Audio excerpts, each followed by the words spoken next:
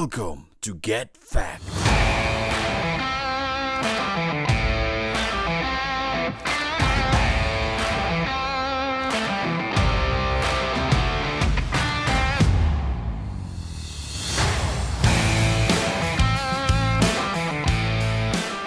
Hello, listeners.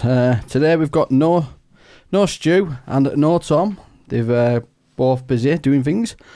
But today instead we've got Liam Connor. Are you alright? How you doing? I'm doing alright, mate. How are you? Yeah, I'm good. Yeah. Then we've got Dan Dawes on the way as well. We call him Dan Dawes. His name's Dan, but we've already had a Dan on this podcast who started with me.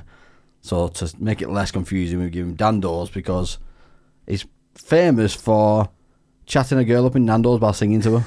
He went viral in China and everything for it. So we call him Dan Dawes from now on. So yeah. So how are you? I'm doing alright, mate. Yeah. Yeah. How are you finding the stand-up comedy?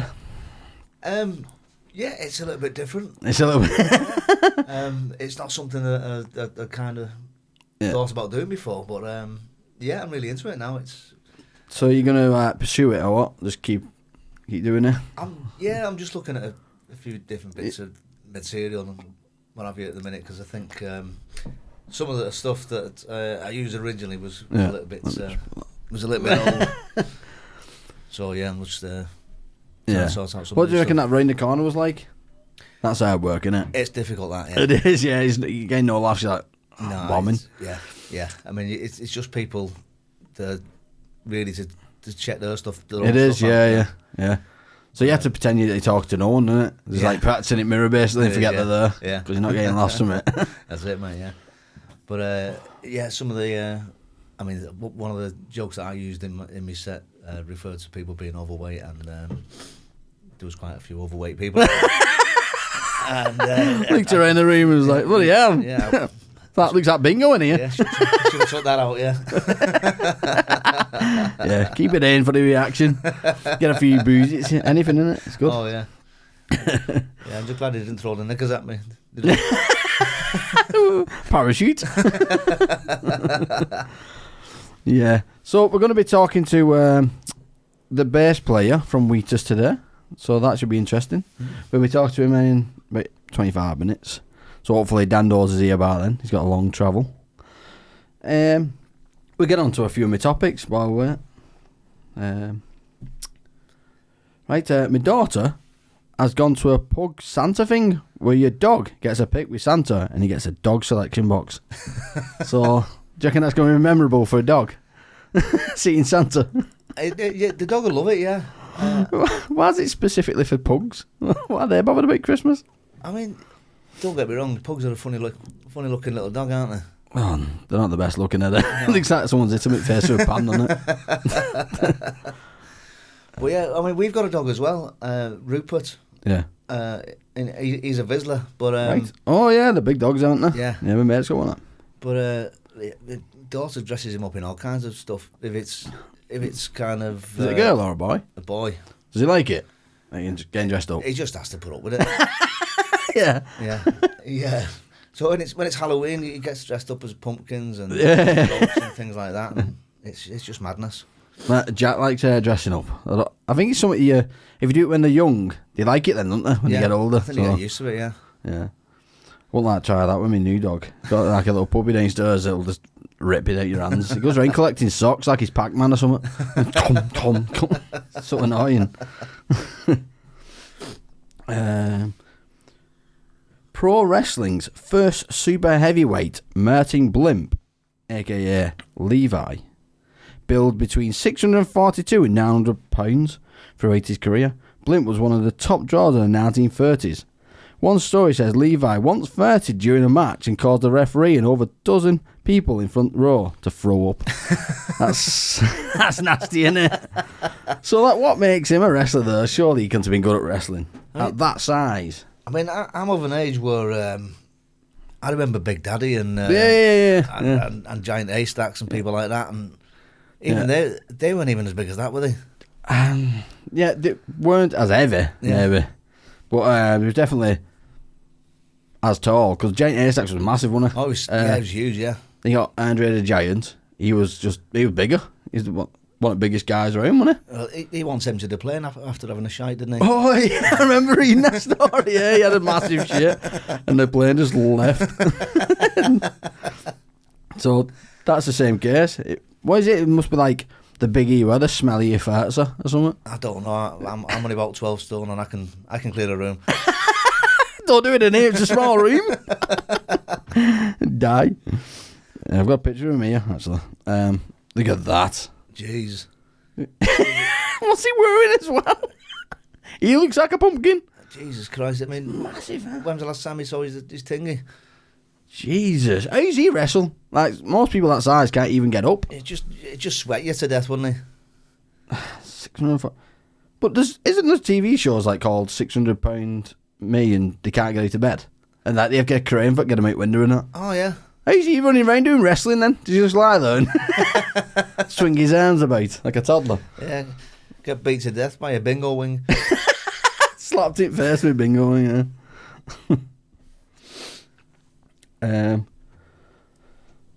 What's that? I'll go back to that in a bit. Some of my articles in here, not the best. Girl wears her boyfriend's blood around her neck. Is that weird or cute? What do you say? I think that's quite bizarre, to be fair. So the necklace itself, it's like kind of like the pearl of the ocean. Oh, it looks nice. It looks nice, doesn't it? Oh, yeah, it looks quite pretty, that. Yeah. Yeah. But it's still a bit weird, isn't it? It's odd. What's the purpose in it? I'm dumbstruck. Yeah, it's a bit weird, that. Yeah, that's really got me, that one. But at least you'll always have like his blood type on that. So in case he's in his blood. I mean, if it's the same as if her blood type's the same, it might come in handy. Just a top up drink Yeah. it. That's nasty. That. Some people got some weird fads these days, don't they? Oh yeah.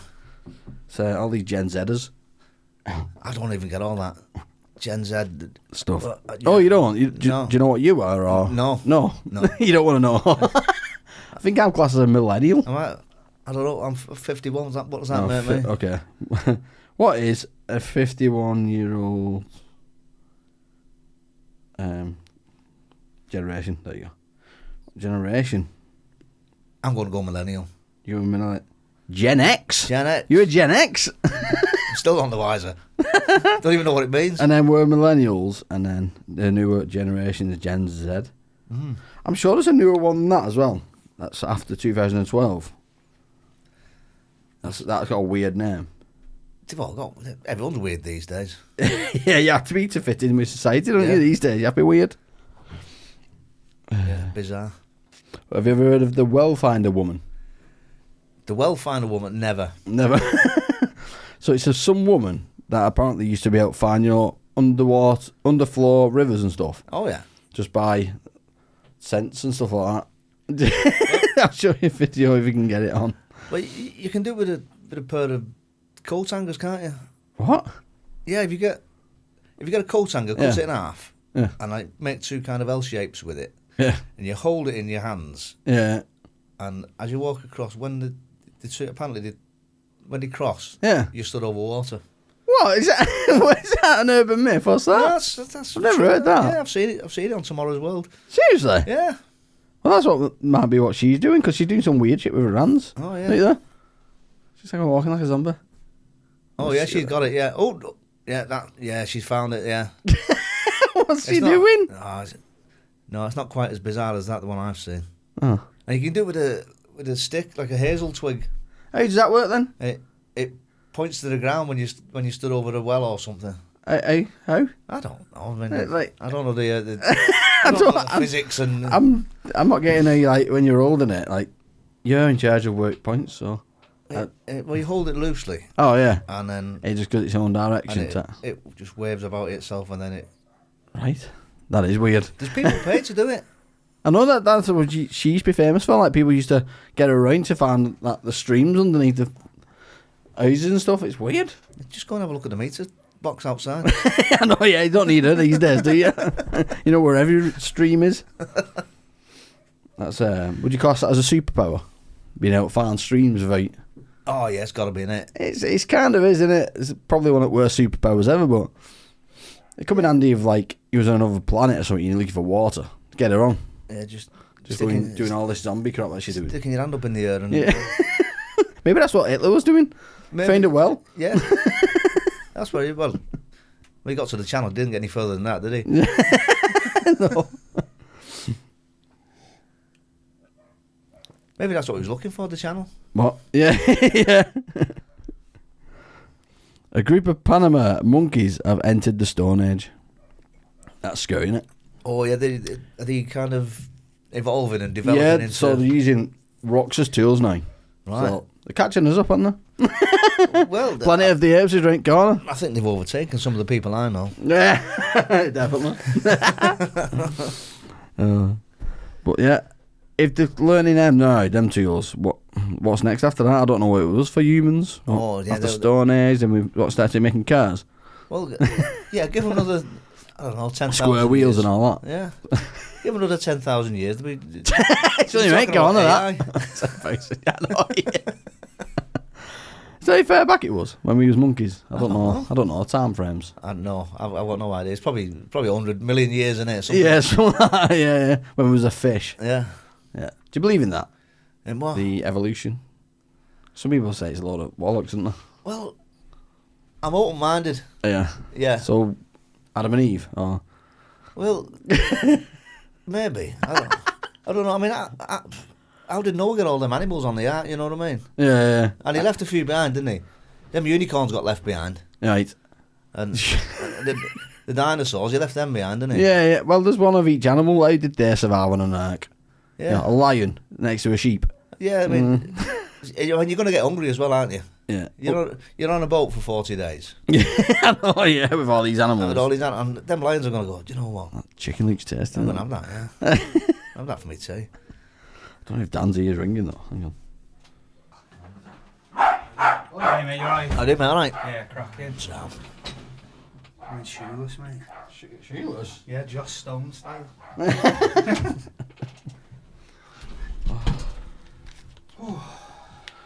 How you doing? I'm alright, mate, yeah. Played football last night. Yeah. -6. -6. -6 played football last night. A bit bad. That's a bad score, isn't it?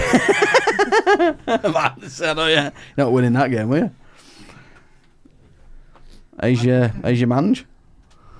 Do you know what?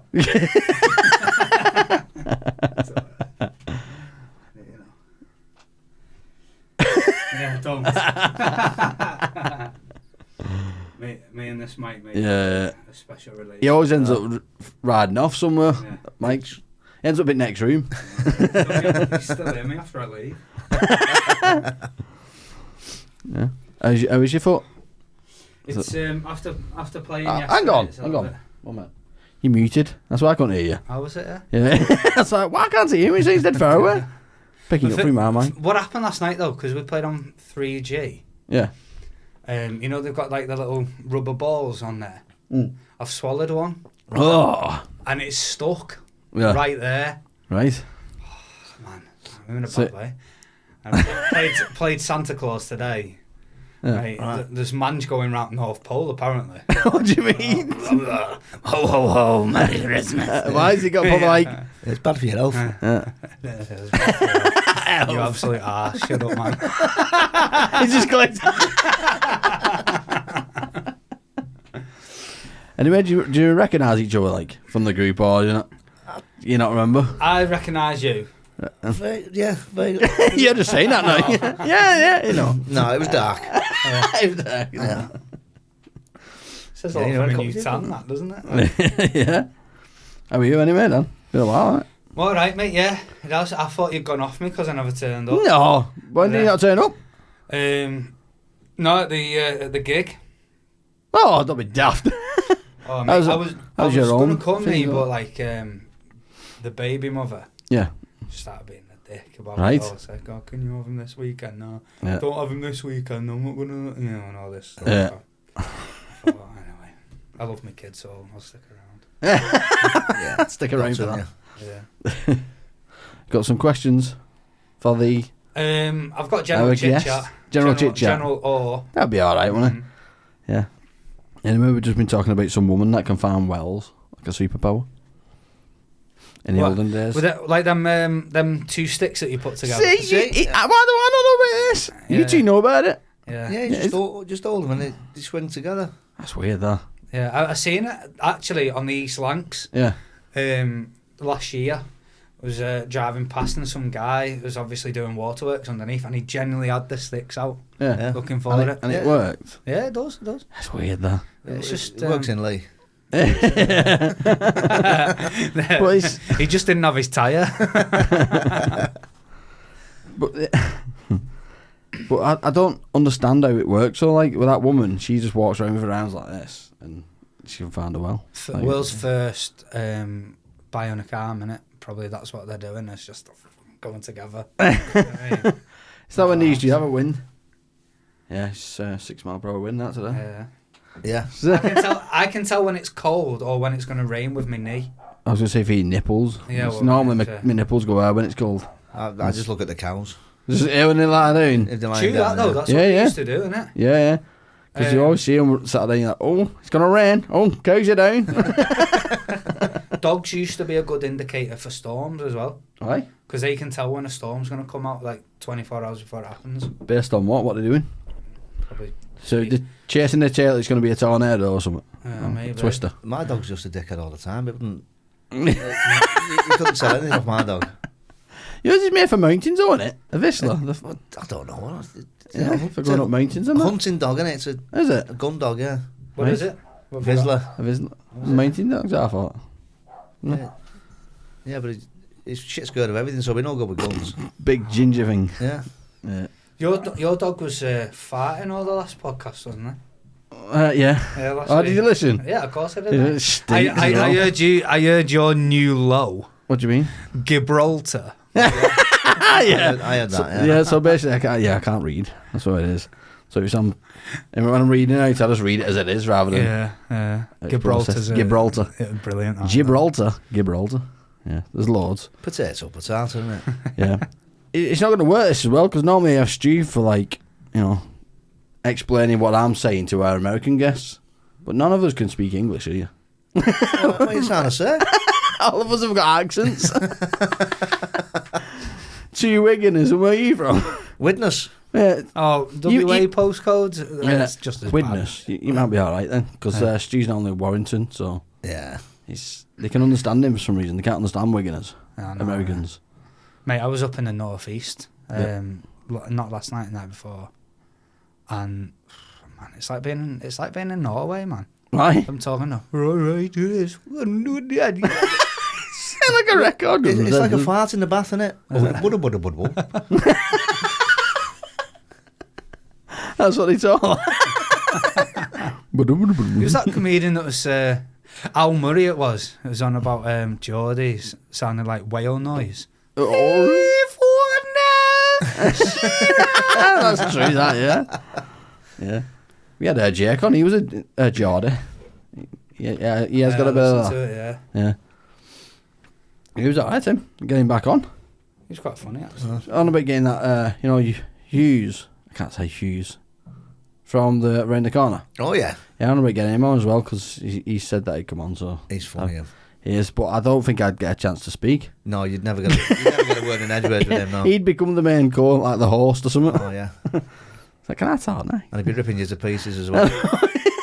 Get out! What are you doing here? Ripping into me? No, it's funny though, isn't it? Oh, it's funny.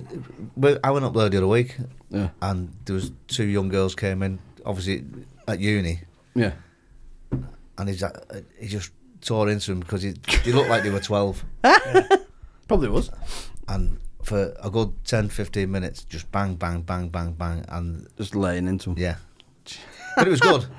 It was great. You wasn't having a go at me. Yeah, exactly. Yeah, pick on them. That's the perk, isn't it? Did you see that Sticky Vicky died? I did, mate. Yeah, it'd Sticky be interesting. Vicky, You know, she was dog. an idol of mine. She You look up to her. I looked up a few times. She always pulled out all the stops. Oh. Yeah. It'd be a change her going into a box, won't it? Yeah, it was a daughter's to go over, hadn't you? Apparently so. She took over the business. Yeah, about 15 years ago, her daughter done that. I know, yeah, but she took the name as well. Like she's kept that name. She's now Sticky Vicky. She's the original Sticky Vicky now, even though her name's Maria. I don't know. Her name's Maria. Maria Gonorrhea originally. Yeah, she's keeping the Benidorm ping pong. Yeah, the ping. But she first watched her mum when she was 14 and said, "I want to do that." What a job to look up to. Can you imagine introducing your daughter into that? Maria, come here. Where's she Come from? here, let me just show you. You open a labia, and then we got a handkerchief. That's the starting point, eh, love? Listen, thump. I seen on Benidorm. He falls out. Yeah. Seen on Benidorm, she's pulling out a fucking set of ladders or something. Telescopic ladders. Where's that going? Sugar. What happened to Benidorm? It just died out, didn't it? Like, Joe, it went crap after like series 3. It was great, wasn't it? When it first kicked off, it was. Yeah. And then it was just shite. Just like when the Garveys went, it was just like, well, what's the point in this now? Yeah, well, Benidorm complained about it, didn't they? Saying like it's giving a bad look. Because everyone thought it was like a rough place to go out. Even me. It's up itself, Benidorm, though. Have you seen the rules on the beach? Is it? It's what? Have you seen the rules on the beach? Huh? Like, it's. I'll have to get them up, but like, you can get fined heavy for doing like weird shit, like everyday stuff. Benidorm beach rules, yeah, crap on talking, mate. But it's great. If you go, have you never been to Benidorm? No. It depends what you want. Right. It's got everything. If you want to go watching people pull things out of the cloppers and things like that, then fine. But there's all kinds of, and it's quite classy in some places, you know what I mean? Yeah. But yeah, it's got everything. Right, if you found it, I'm just going to leave this running a sec. Just go get another beer before we start, because he's going to be on in a minute. That one, me? Yeah. Oh, nice one. Dando's cup. You better Hang believe on. it. Yeah, it'll be on in 4 minutes. Oh, I've got branded kitchenware now, mate. Merch. That's your name on that one, isn't it? You better believe it, mate. Some merch going on, yeah. That's all right. Yeah, Benidorm beach rules. 17 Benidorm beach rules you need to know. These include boozing, smoking, going on the beach between midnight and 7 a.m. Right. when town contractors carry out the cleaning, and urinating in the sea. How are they, like... It goes a funny colour. I know, yeah, but... They've got to die in the sea. Just all stays there, just forever, mate. Just keep topping it up. You get some locals just with like loads of big fucking tubs of dye going around. You could also be fined for not putting a top on when leaving the beach to go to the bars. That's bizarre, isn't it? Mate, if you had a skinful, are you remembering all that? I can't remember it now. I don't know. A skinful. I remember first time I moved abroad. I moved abroad when I was 17, 18 to Rhodes. Yeah. And it was just a holiday when I went over. That's where my bedpost like got a lot of scratches over there, to be fair. But like I wasn't skinny back then, but I wasn't as big, do you know what I mean? But like I was having my top off all the time. I couldn't imagine going Benidorm and just not having your top on. I'm just saying. Steve's back, by the way. He's topped up. But yeah, you get fined for leaving the beach in Benidorm wearing no top. What do you mean? Like, have you ever been on holiday? So, you're not so you're not allowed to wear a top. So you have to wear a top. Oh, you have. When you leave the beach. What if it's like a Union Jack top? Can you get away with that? Probably. What about a tattooed top? I've seen one of them. I know, they're awful. They're the only football ones, aren't they? Full top. One of them 6-pack T-shirts. Yeah. They're awful. See that lad that went on Big Brother, that disc jockey that went on Big Brother, and he had a 6-pack implant. He was a big fat guy, but he had a 6-pack on, like literally like implanted into his stomach. Oh yeah, I remember that. Yeah, it's like lumps of meat almost put in. Yeah, exactly. Yeah, but he was fat. He was a big guy. When you have this nice 6-pack and then your tits hanging over the top of it. I know, yeah. It looked awful, didn't it? Yeah, it did look bad. It did look bad. But then he told everyone it was fake, so what's the point in having it? Yeah. I've worked hard for this. Yeah, but technically, he has in the office.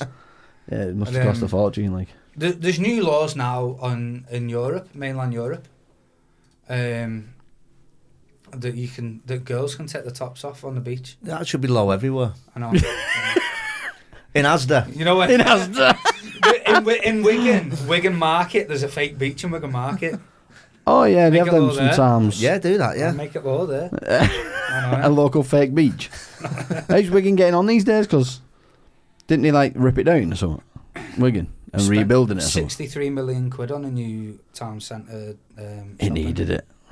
It was a mess at one to point. be fair, mate, the structure inside, Yeah. it's I think it's not Edwardian, it's Victorian buildings. Right. You know the white and black. Yeah, I thought they couldn't touch them type of buildings. Like, I didn't think. Yeah, they could like knock them red. Yeah, exactly. But I don't think it is. I think it's just the way it looks. down. Oh right.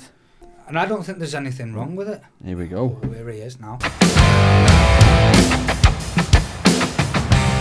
Hello. Here he is. Hello. Can you hear us? I can hear you fine. Can you hear me? Yeah, brilliant. Yeah. Oh, great. Oh, fantastic. How are you? I'm good. How are you guys? Yeah, Oh, brilliant. good, yeah. Cold. Good. Yeah. Cold. Yeah, that checks out. You've got more layers on than us. I'm real bundled up. It's real cold in New York. All right. Yeah. I was going to ask what instrument you can play, because I know you're a bass player, but that big thing behind you. This is actually a double bass, like an orchestra bass. Oh, right. So it's totally different than a bass guitar, but Yeah. I can play it a little bit. Right. I can play. I mean, I've toured with people playing guitar and keyboards as well. Yeah. Bass is definitely my primary thing. You know, Right. That's definitely what I'm best at. But I can play. I can fake my way through a couple other things. Okay.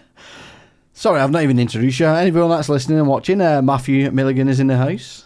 Hi. So I believe you've just been on tour. Is that right? Yeah, I just was out with Wheatus. We were in the UK for way too long. Oh, I didn't know you was in the UK. I would have come and Oh watched. yeah. No, All right, I thought you was were touring in America. Yeah, you should have told us. I don't even know where are you guys based? At Liverpool. In Liverpool. Yeah. So that's so funny. Our crew, almost all of our crew guys are from Liverpool. Right. But we didn't actually play in Liverpool on Right. the closest we went to Liverpool was somewhere ridiculous. We were in Buckley. Buckler. In Wales, North Wales. In Wales. Oh, is it in But it's Wales? just North Wales. At a Tivoli. at the exactly, yeah, the Tivoli in Buckley. See, you know. I don't know anywhere. I mean, I'm rubbish. Yeah. So that was the closest we hit to Liverpool, which a bunch of Scousers sent us messages going, "Why aren't you playing Liverpool? And we said, we're playing Buckley, which is 20 minutes away," and no one thought that was appropriate. Right. Scousers don't really know anything outside of Scousland, to be fair. That's true. Yeah. Which is totally fair. You don't need to. You've got everything you need. You guys are all set. So You have a wonderful, wonderful city.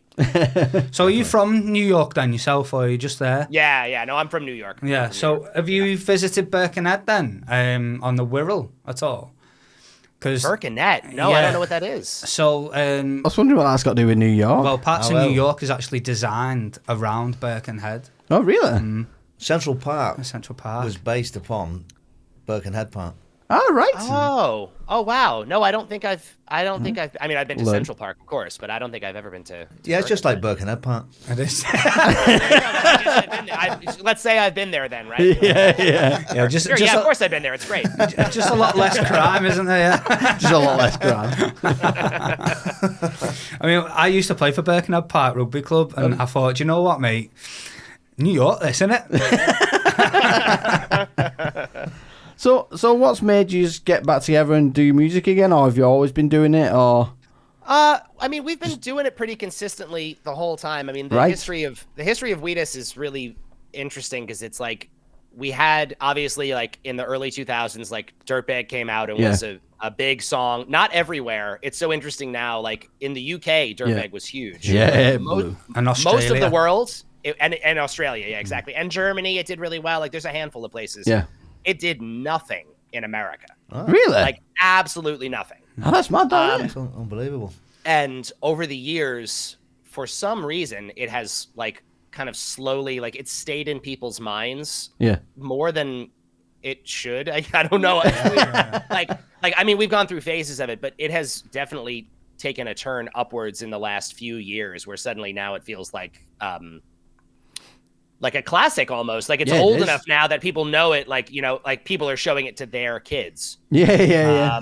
Which is great. And it has made us in America. We are now like the most notable we have ever been by a huge amount. All right. Like people know the band and the song really well, and they didn't. Like I say that to people, and now it's actually hard for people to believe that that's true, but it really is. I swear to God, like when I like when we first joined the band and we're talking about like Dirtbag, like nobody. If I played the song, sometimes people would like, oh, this sounds like vaguely familiar. Like I think I downloaded this on Napster when I was a teenager. That was it. There was nothing more than that. That's a throwback. So anyway, so we've been doing it consistently, but like on a small scale, you know, kind of like playing smaller. And we still do this because we prefer it. But in the UK especially, like we play small shows in small towns. I mean, well, of course, we play in London and we play in Glasgow and we do the big cities, but we go to small places and it's just become this fun thing for us where we are like the quote unquote big band in the small room and no one can believe that we are there. Yeah. Like, we're singing Teenage Dirtbag in your local like pub. Yeah. And that has worked, and that has like kept us going this whole time. And this last tour was the first time, because again, the song has kind of had a resurgence. Yeah. Where we were really like selling out most shows, and they were moving us to larger rooms because the small rooms were selling out and all that stuff. So we got a lot more attention doing it this year than in the past. But we've, with the exception of the COVID years where we couldn't travel, of course. Yeah. We have done it every year. We did a tour of the UK every year from like 2006 to 2020. Right. And it was just a small scale thing, and our fans knew and they told people, but it wasn't, you know, you would be forgiven for thinking we had not toured since 2002, you know, for sure. I know it's something alt rock bands in America that come over to the UK do. Like Green Day are doing exactly the same. Yeah, I saw actually while we were over there doing the tiny shows. Yeah, they did Wigan Cricket Club. Oh, did they? Yeah, Green Day before they were, you know, big. Right. But I think it's better that way because not everyone can get a ticket to these big shows. Yeah. You know, I mean, I'm trying to get Chris Stapleton tickets at the moment. Sold out in 4 minutes. Yeah. And it's just like, well, there's no chance then, is there? These guys obviously have an affinity with the UK. Yeah. No, we love it. We love doing a bunch of like. I mean, on this last tour, we did at least 3 or 4 shows, all within Greater Manchester. Yeah. Right. So like, if you missed out on one, we added another, and we just like we not the same place, but we kept kind of moving around the area, and you know, of course, not. It kind of goes without saying, but like we bust our asses to put on shows like that. It's a lot of work. I bet. It's a lot of work, but it is just so much more fun for us. And also the smaller shows allows us to keep ticket prices lower. Like we did not, I think London was the only one where, because it was London, we had to charge a little bit more, but every single show on the tour, the max price was £20. Right. We didn't go above that for anything because we, I don't know. Everything's getting more expensive, and we didn't want to also be one of those things. Brilliant. So do you find it difficult playing Teenage Dirtbag as you're getting a bit older? Because I used to do it on karaoke. Yeah. And I'm 51 years old now, and I can't do it anymore. I can still do the high pitch, do that, but I can't stand there. You can't do it because you just feel too self-conscious about singing these words. Yeah, I'm 51 years old. That is fair. It's best not to think about it too much. Because you're not taking it. And also, you know, as I said earlier, we have this. It's a great thing that the song has stuck enough that now it's like parents bringing their kids, and now we have the young kids who are there who are singing it like they, you know, they own it now because they are actually the right age for it. And we're singing it, and the parents are looking at us, and with them, we have this like, yeah, we get it. We all get it. This is hilarious. We're hilariously old now to be doing this song. And honestly, it's actually the most encouraging thing, because this is the sort of stuff you can't prepare for when you do anything, is that the song still resonates with kids. Yeah.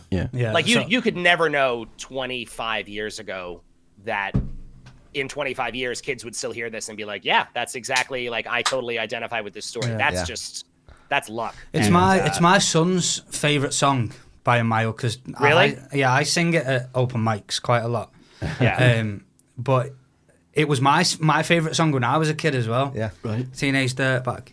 I just remember like one of my most vivid memories of a child is the album cover, and just the fact that it was just different, wasn't it? Yeah, Completely different. So I've introduced him into that, and he just thinks it's the best thing since sliced bread. So that's think, amazing. Yeah, I think he'll pass it on again. Yeah. Just one of them. It also seems like we've gotten so lucky that it's been. People keep doing the song, like other people keep covering it, which then reintroduces it to kids again. Like we just had this weird TikTok phenomenon, which was that was a whole new thing for us where like we did not have TikTok. Like we saw this thing. We're like, this is the first social media platform that we are going to officially be too old for. We're not going to do it. And then the next thing we know, all these people are like, did you see that? Like, yeah. Madonna just posted a video of herself singing. Like, oh my God, we're signing up for TikTok. But before that, like a few years back, like One Direction were covering the song on their big tour. Like when they were out at the peak of their fame, they did a world tour and they played Teenage Dirtbag every night. Yeah. And that was just one of those things where these kids who had they were the right age for it, you know, but the kids they were playing for would have had no business knowing the song if not for, you know, that sort of introduction. So do they have to ask permission for that? You don't have to ask permission to cover a song live. You can cover any song live you want. That's up to you're fine to do that. They did have to ask permission because they wound up putting it in their they put out like a concert film or like a documentary sort of thing about that tour, and they used it in that, and that they had to ask permission for. Okay. Imagine the royalties from that. I know. It was not bad. And it came at a good time actually, because we were definitely you know, it's interesting, like with the music industry, like the money kind of ebbs and flows, and you have like you get checks like when you have a song like that, you get a check every quarter of the year, and sometimes they're really unpredictable. So sometimes it's like, hey, we got a good check, that means we can like make a record. And then sometimes it's like, hey, we didn't get a good check, so I'll see you in 3 months. Like that was like our life for a long time. And when that kind of thing started happening, suddenly it was like, here we go. Now the gears are turning a little bit more. Now we can keep the lights on and we can keep making records and booking tours and putting the credit card down on things that you need to, you know, to function. So you've just done a Christmas version of it. Whose idea was that? Because it's brilliant. Thank you. You know, it's funny. It was Brendan's idea actually. A label came to him and asked about doing a Christmas song. Yeah. And we had a couple like original ideas, but then he also had this idea. You know, it's a funny thing to do, and I'm glad people seem to be getting it. That we're making fun of ourselves a little bit, and that it's very knowingly, like, because it's a fine line between poking fun at yourself and like doing a little pastiche of your own song, and also just coming across as the most cringe thing that anyone has ever done in history. Hopefully, it gets to Christmas #1 or something. I mean, we'll see. It was fun for us. We put it together very shortly before we left for this tour, actually, and the response has been really good. We really did not know what people were going to think of it, and it's been really positive. So I mean, that's great. Yeah, but I mean, there was definitely some mentality of like, let's do this before somebody else does. Yeah, it's because it's a lot of new lyrics to it. It's not just like you've changed one word to Christmas to make it a Christmas song. You've actually gone in and changed most of the lyrics. We made a whole thing. We Weird Al'd ourselves. Yeah, definitely. That's what we did. Yeah. It's fantastic. So how did you guys get to know each other? Well, I mean, as you go through the band, there's a whole. Everyone's got their own story because we've kind of come together in various ways over many, many years. I'll tell you my story of how I met Brendan, the singer, because this is a great story. I joined the band just after the initial pop of Teenage Dirtbag happened. This was just like their bass player was leaving because he couldn't be on the road anymore. Right. And I was in college at the time, actually, and I left to join this band. But the story of how that happened was one friend of mine won tickets to go see ACDC at a club in New York City that was called Roseland Ballroom. It's not there anymore. This is like Roseland Ballroom held maybe 1,500 people. Right. It is, for ACDC, the smallest room you could imagine seeing a band of that size in, right? Yeah.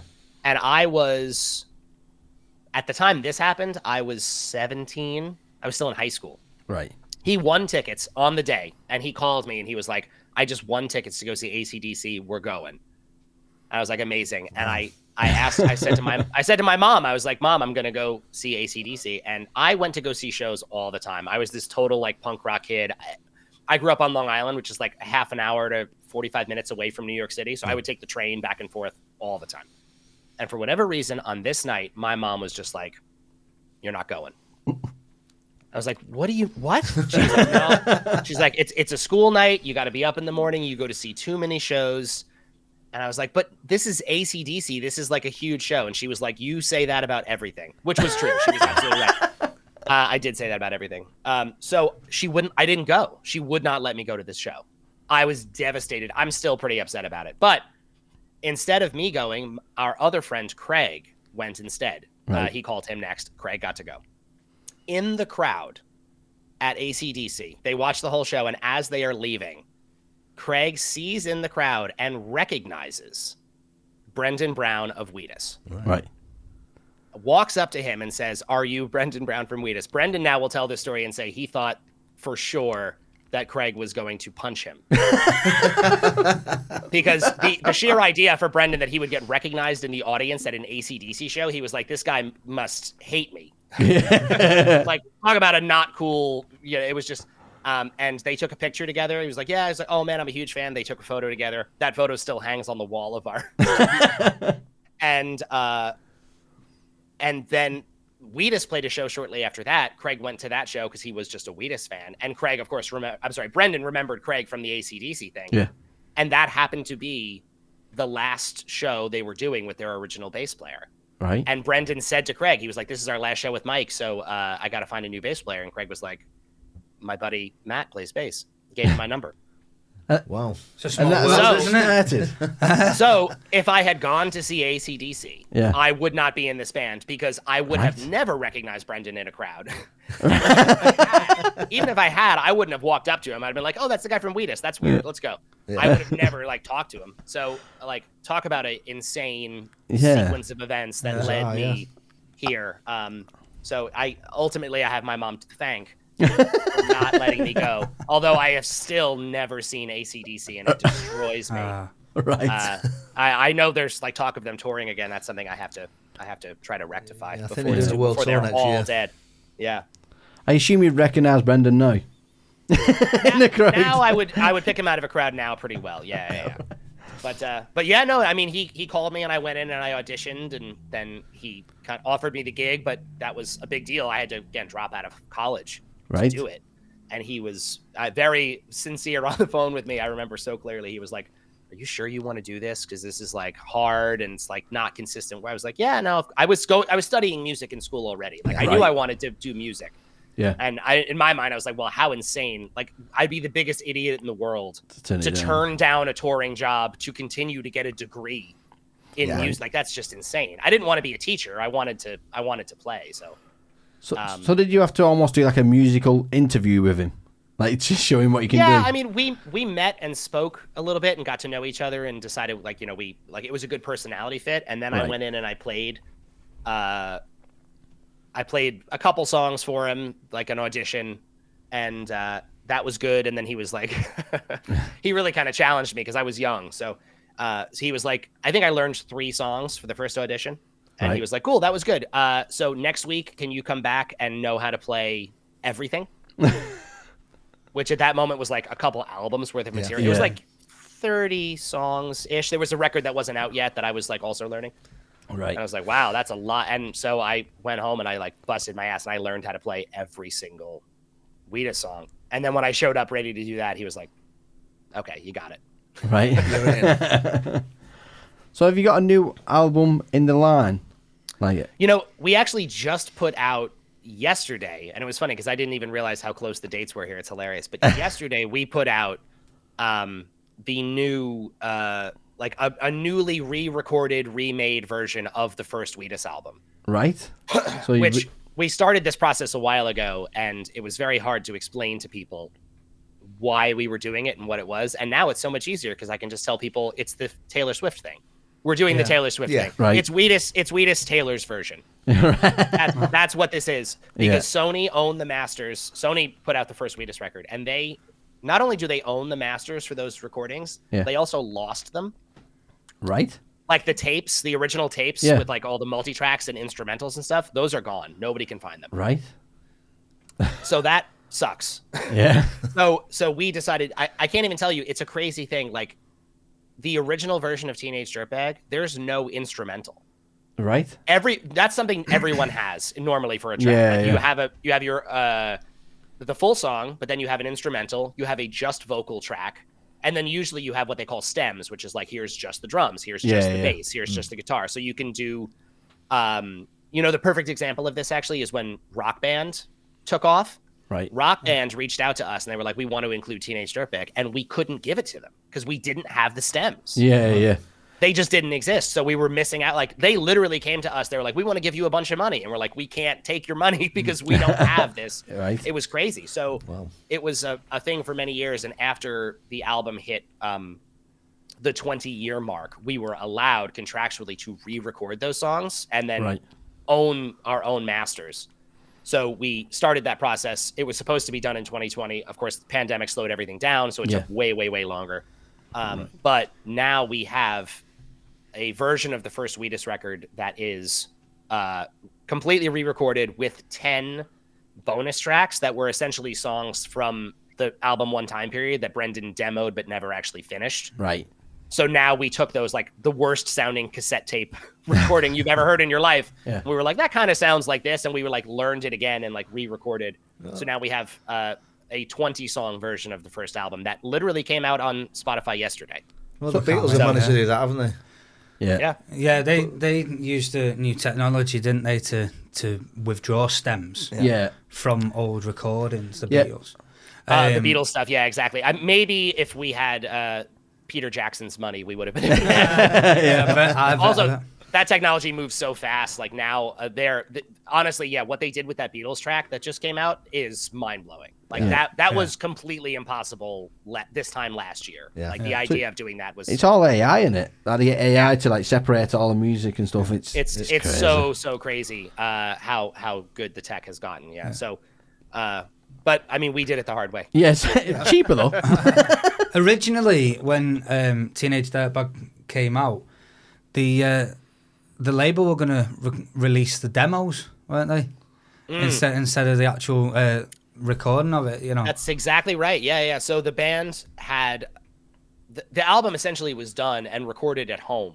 Right. And the band was gigging around New York City and got signed after a gig at a place called the Mercury Lounge, which is still a club, very, very cool, like small rock club in Manhattan. And the reason why a couple labels were interested and the reason why Brendan actually went with Columbia or Sony at the time was because they were willing to let him polish up the demos and release that instead of completely re-recording the album with like new producers and stuff. Because that was, a lot of labels are like, we're going to put you in there with this guy and just start over. Right. And Brendan didn't really want to do that. Teenage Dirtbag got re-recorded. Although, again, they were like interested. They were like, oh, we think it's good now. And he was like, no, I want to make it better, but I want to make it better at home by myself, not with, Rick Rubin, who will take half of the credit and the money and all that kind of stuff. There's a lot of like legal stuff that goes into that as well. It gets dicey, and he was happy with it and wanted to improve it. So, funny enough, that original demo of Teenage Dirtbag actually does still float around because it got shared. The band were giving away CDs at the time at shows. Yeah. And some of those early CDs wound up, second time I'm referencing Napster, which shows how old I am. But that those got shared on Napster a lot. And every once in a while you download a Teenage Dirtbag, like, why does this sound different? And it was because it was Brendan's original demo. So is the quality worse on it?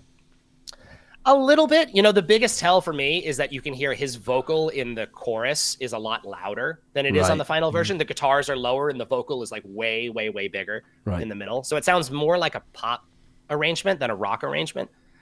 That's like the most distinct difference, but it's not that. I mean, the song was the same. Nothing form-wise changed at all. It was really just like mixing and some recording tricks that changed a little bit. To be fair, my copy was that I had when about 20 odd years ago was quite poor, but it was. That's why they've redone it. Yeah. Oh yeah, we make it better. That's because I bought it from a bloke in the pub. Yeah, they got no profit from that. Did you guys have that back in the day? Because we used to have in New York City, like there were guys just with tables on the street of all bootlegs. Yeah. Everywhere. Yeah. That was the best. Not for you, it wasn't. Well, I mean, as a fan of music, I would just see those guys and like, oh, this rules. And it just because I would find things that like, how did you have this? Like, what is this crazy? Right. You could find shit there you could never find in a real store. Oh yeah. Yeah. Yeah. So what's the plan for the future? Like what do you want to do? Do you want to carry on? Carry on recording tracks? Yeah, well, now that we finally finished this album 1 re-record, I'll tell you what, re-recording something that already exists, it's horrible. Don't do it. It's a terrible, terrible idea. Why is that? Because it's the weirdest process, because you don't, okay, so like you're trying to match something that already exists, which is already weird. Like when you're making a record, part of the fun is that you're making something new, right? Like you're creating it on the fly. The number of times that we had conversations where like we're re-recording Dirtbag or another, like Truffles is a great example, like the first song on the record, and we come up with like a bass sound for me. Yeah. And we're like, oh, that's great. That's actually better than the bass sound on the record. Right. On the original version. And then we're like, well, should we do that? Or should we not do that? Should we match it to the original bad version? What are we trying to do? Are we trying to improve these tracks? Or are we trying to match these tracks? Yeah. Oh, yeah.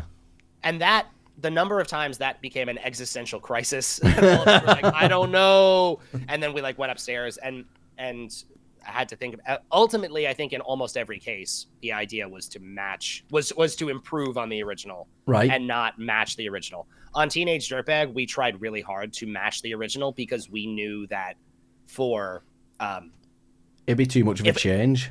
And also, if somebody wants the song, like the whole idea there is we get licensing requests for that song all the time. So if someone wants it for a commercial or someone wants it for a film or something, right, we want to give them something that's ours that sounds exactly like what they're expecting. You know, we don't want it to sound different in any way. We want them to be like, oh, this is exactly what you're looking for, and we own it, and you don't have to worry about Sony having lost the tapes and all that stuff. Anyway, so being done with that process is an enormous relief. Yeah.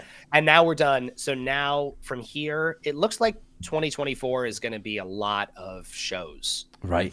Which is great. Cool, very excited about that. But also, I think we're pretty jazzed on making new music too. Because like I said, like spending so much time just re-recording old songs is just, it's not creative. It's just work. Yeah. So when we get the chance to do that, we're going to be pretty excited to do that. Hopefully some of that in 2024, but as of now, it's like we're talking about some American shows, some Australian shows.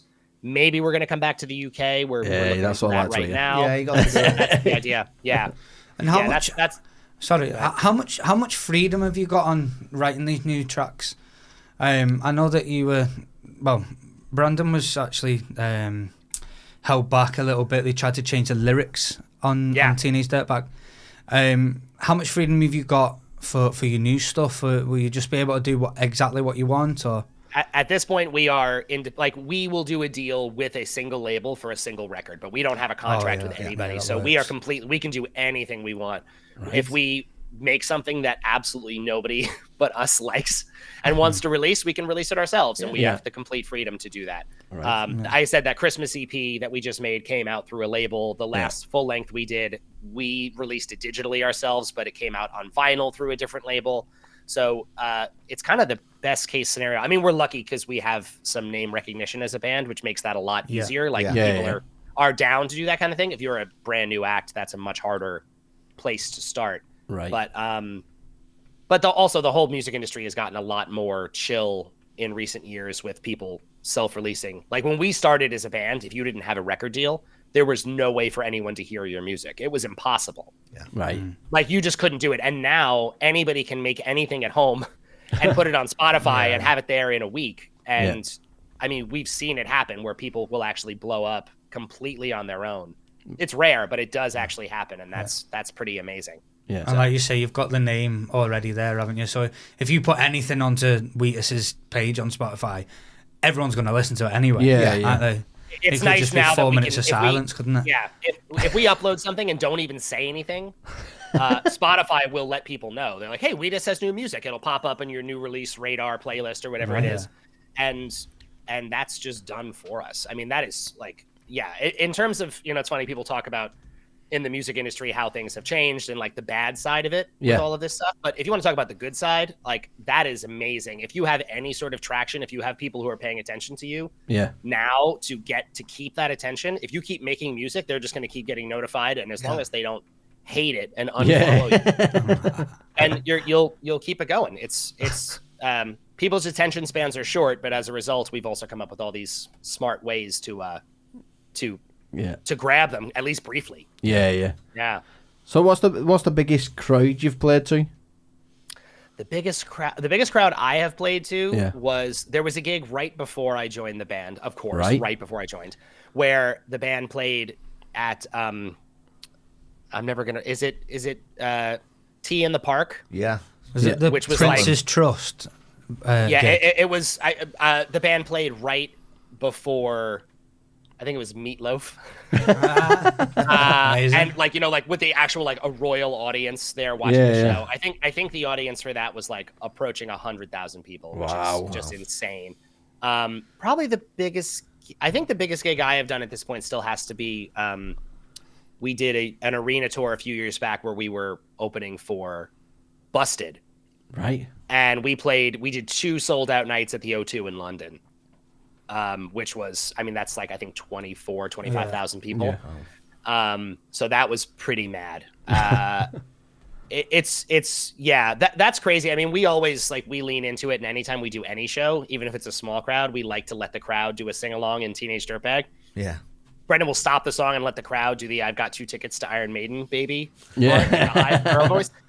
And when he did that at the arenas, and it's like 25,000 people screaming because everybody knows this song. That was, I will never forget that. Yeah. That was really, really, really a wild thing to hear from a stage. Like it's so much louder than anything you can do on stage. As loud as you feel playing music on a huge stage, then the crowd comes back at you and you're like, oh my God, we don't stand a chance.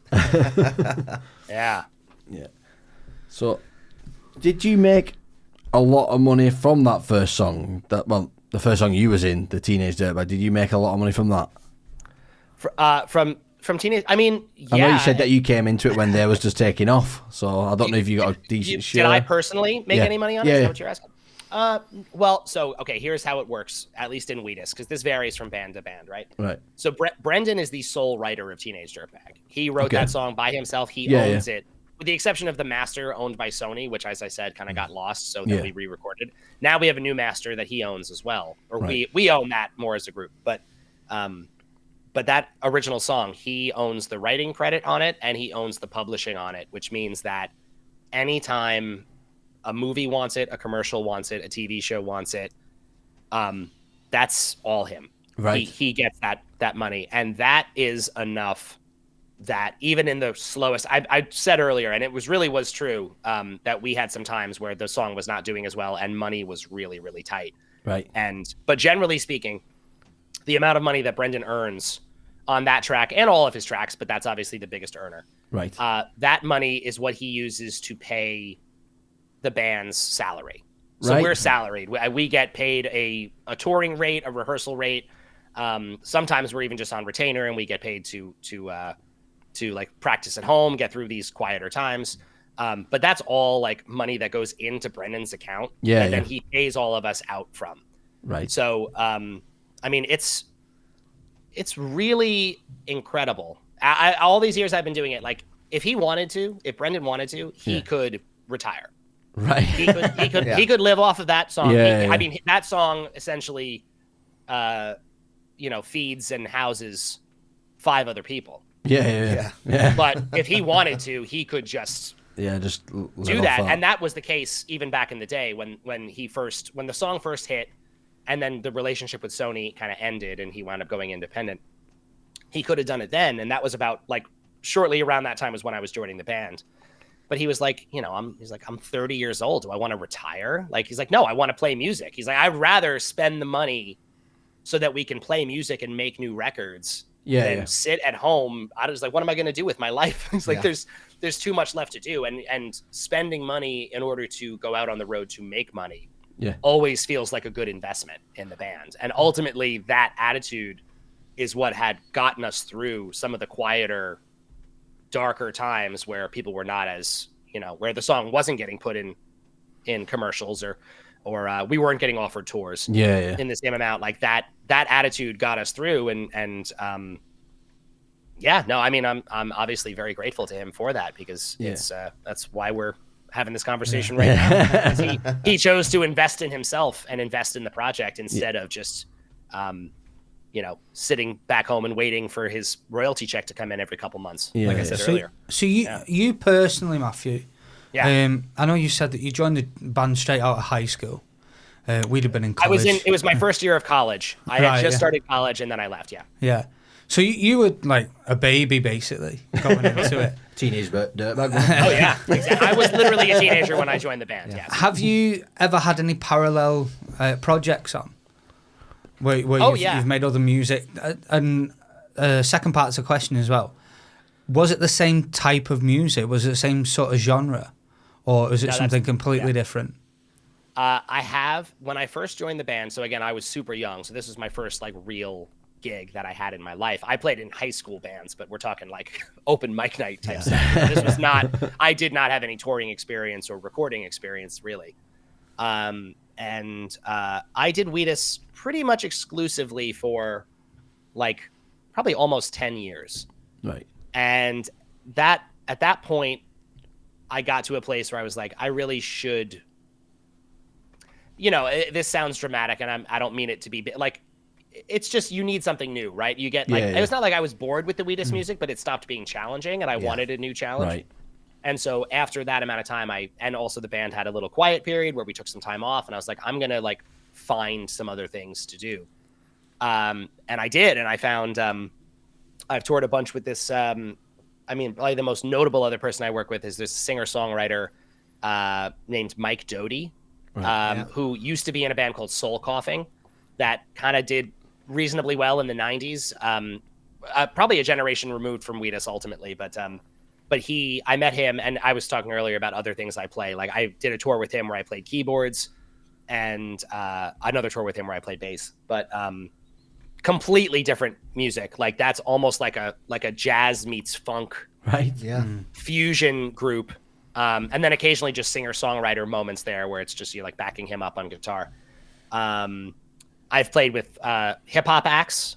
I've done a handful of that, like playing in that sort of a configuration. And even just, honestly, it's a funny thing because I think in music, or at least in the original world, people think of these things as like dirty words. But I've played with a handful of like cover bands and wedding bands and like tribute acts like that.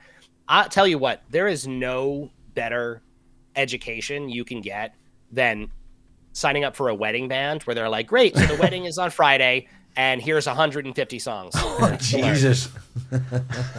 and they will like literally on the fly, you're in the middle of playing a song and then someone will go in your ear and they'll be like, okay, Ain't Too Proud to Beg, 3, 4, and you're just like, oh my God, you just like everyone has to know immediately what that means. There's no time to flip the pages of sheet music. There's no time to like be like, wait, what key are we doing this in? Like, no, you are just on.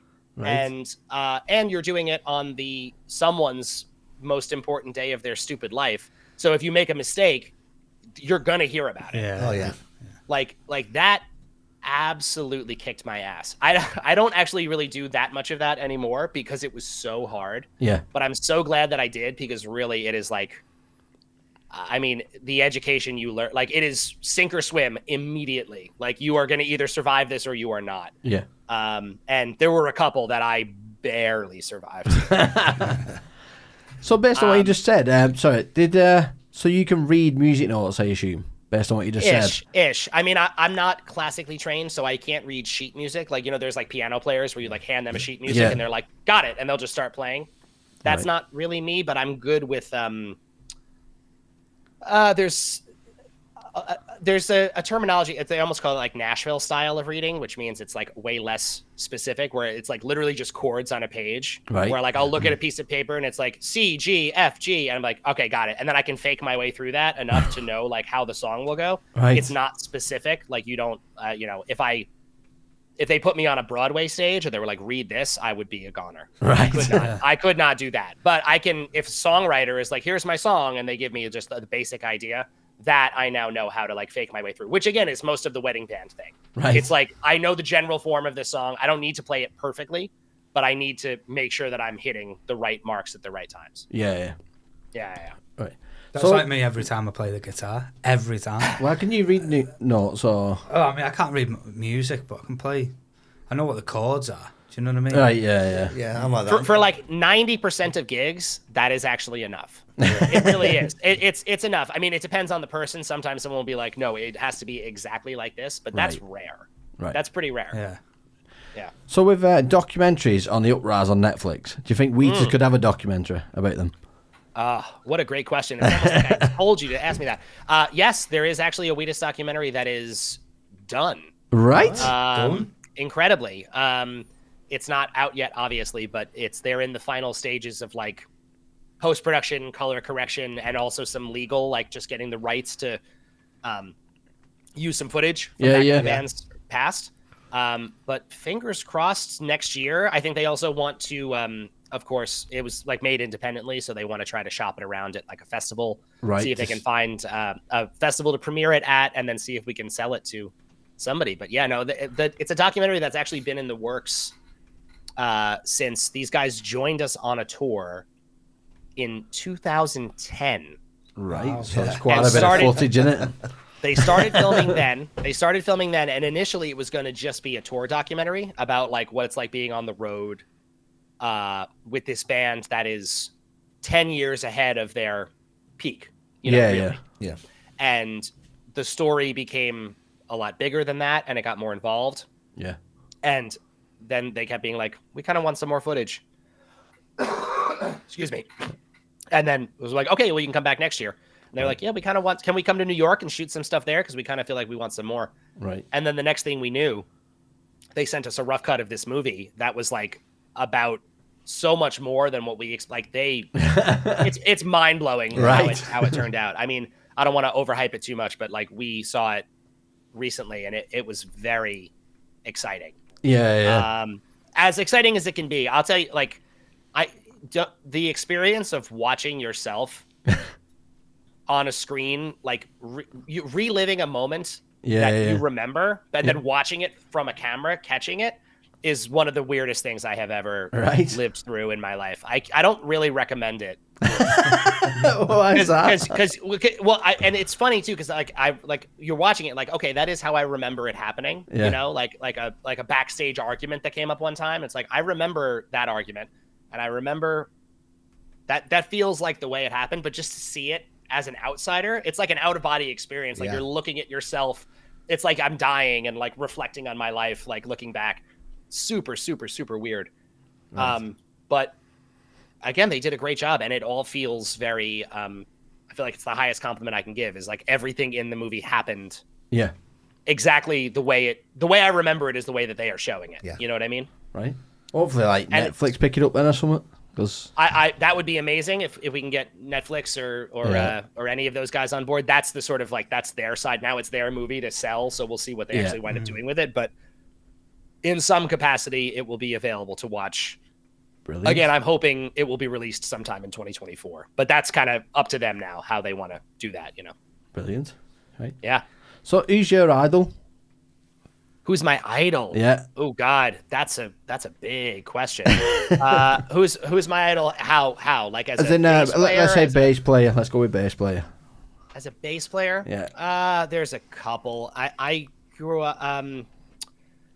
The very first person to get me to pick up a bass, and the person who made me pick up a bass instead of a guitar was Mark Hoppus from Blink-182. Oh, yeah. Right. He's a Wigan fan. Is it? Yeah, he's a Latics fan. Hey, there you go. Yeah. And as a fun side note, like that was, I mean, I was the perfect age. I knew some of their early stuff, but it was 1999, so I was 13 when 14 maybe when Enema of the State came out. Right. And that was literally like I bought a bass and I sat home and I just learned how to play that whole album. Like that was it for me. That was everything. And a great full circle moment for me earlier this year. Wheatus played at a festival in New Jersey, and Blink was on the lineup. Yeah. And we've never crossed paths with those guys, but that was for me. Unfortunately, I didn't get to meet them. They were like, of course, over here in the big high security zone. Yeah. and we also played very close to them, so I couldn't get over there in time to like actually say hi. I knew a few other people who did get to meet them, but I did not. But even just getting to be on a poster, like Blink-182, and then I was like, that's just like that is next level childhood. Like in a million years, I didn't think that would ever happen, especially when they broke up for such a long time. Yeah. So Blink was an early one. Then as I got better at bass or got more into it, I got into the weirder, more technical guys like Les Claypool from Primus or Geddy Lee from Rush. Yeah. Or I went through a huge phase where I went back and listened to all the Motown records. And that's this guy named James Jamerson who played on like every Motown record, who is just like incredible, like the best. I was just talking about the wedding band stuff. Like that's all that dude. You can't even believe like how many records he played on. It's just insane. Yeah. So yeah, I guess, I mean, that was like Mark Hoppus was my intro. And then from there, I kind of branched out into like Primus was like the weirdest, like, how can I play this bass? Like I'm tapping on it. Like it's just like the weirdest stuff. And then Geddy Lee for super fast technical stuff. And James Jamerson for just, like being tasteful and classy and not overdoing it. So have you got any instruments that mean a lot to you yourself? You know, I don't play this in Wheatus, Right. but I have a Fender jazz bass, an American jazz bass that I got when I was 17. It was the first like real proper one that I got. Like I got a beginner's bass when I first started. And then it's one of those hilarious things, but an uncle, this is one of those, like an uncle who I don't think I met once in my entire life. Right. This distant relative, but rich uncle died. And I guess in his will, he gave his money, and it was just this like tree of money. Like it just fell down through the family because this guy apparently made some good investments and had a lot of money, but didn't spend a dime. Like the one memory I have of this dude is I went to visit him, and he lived in Florida. This is classic American Florida man stuff.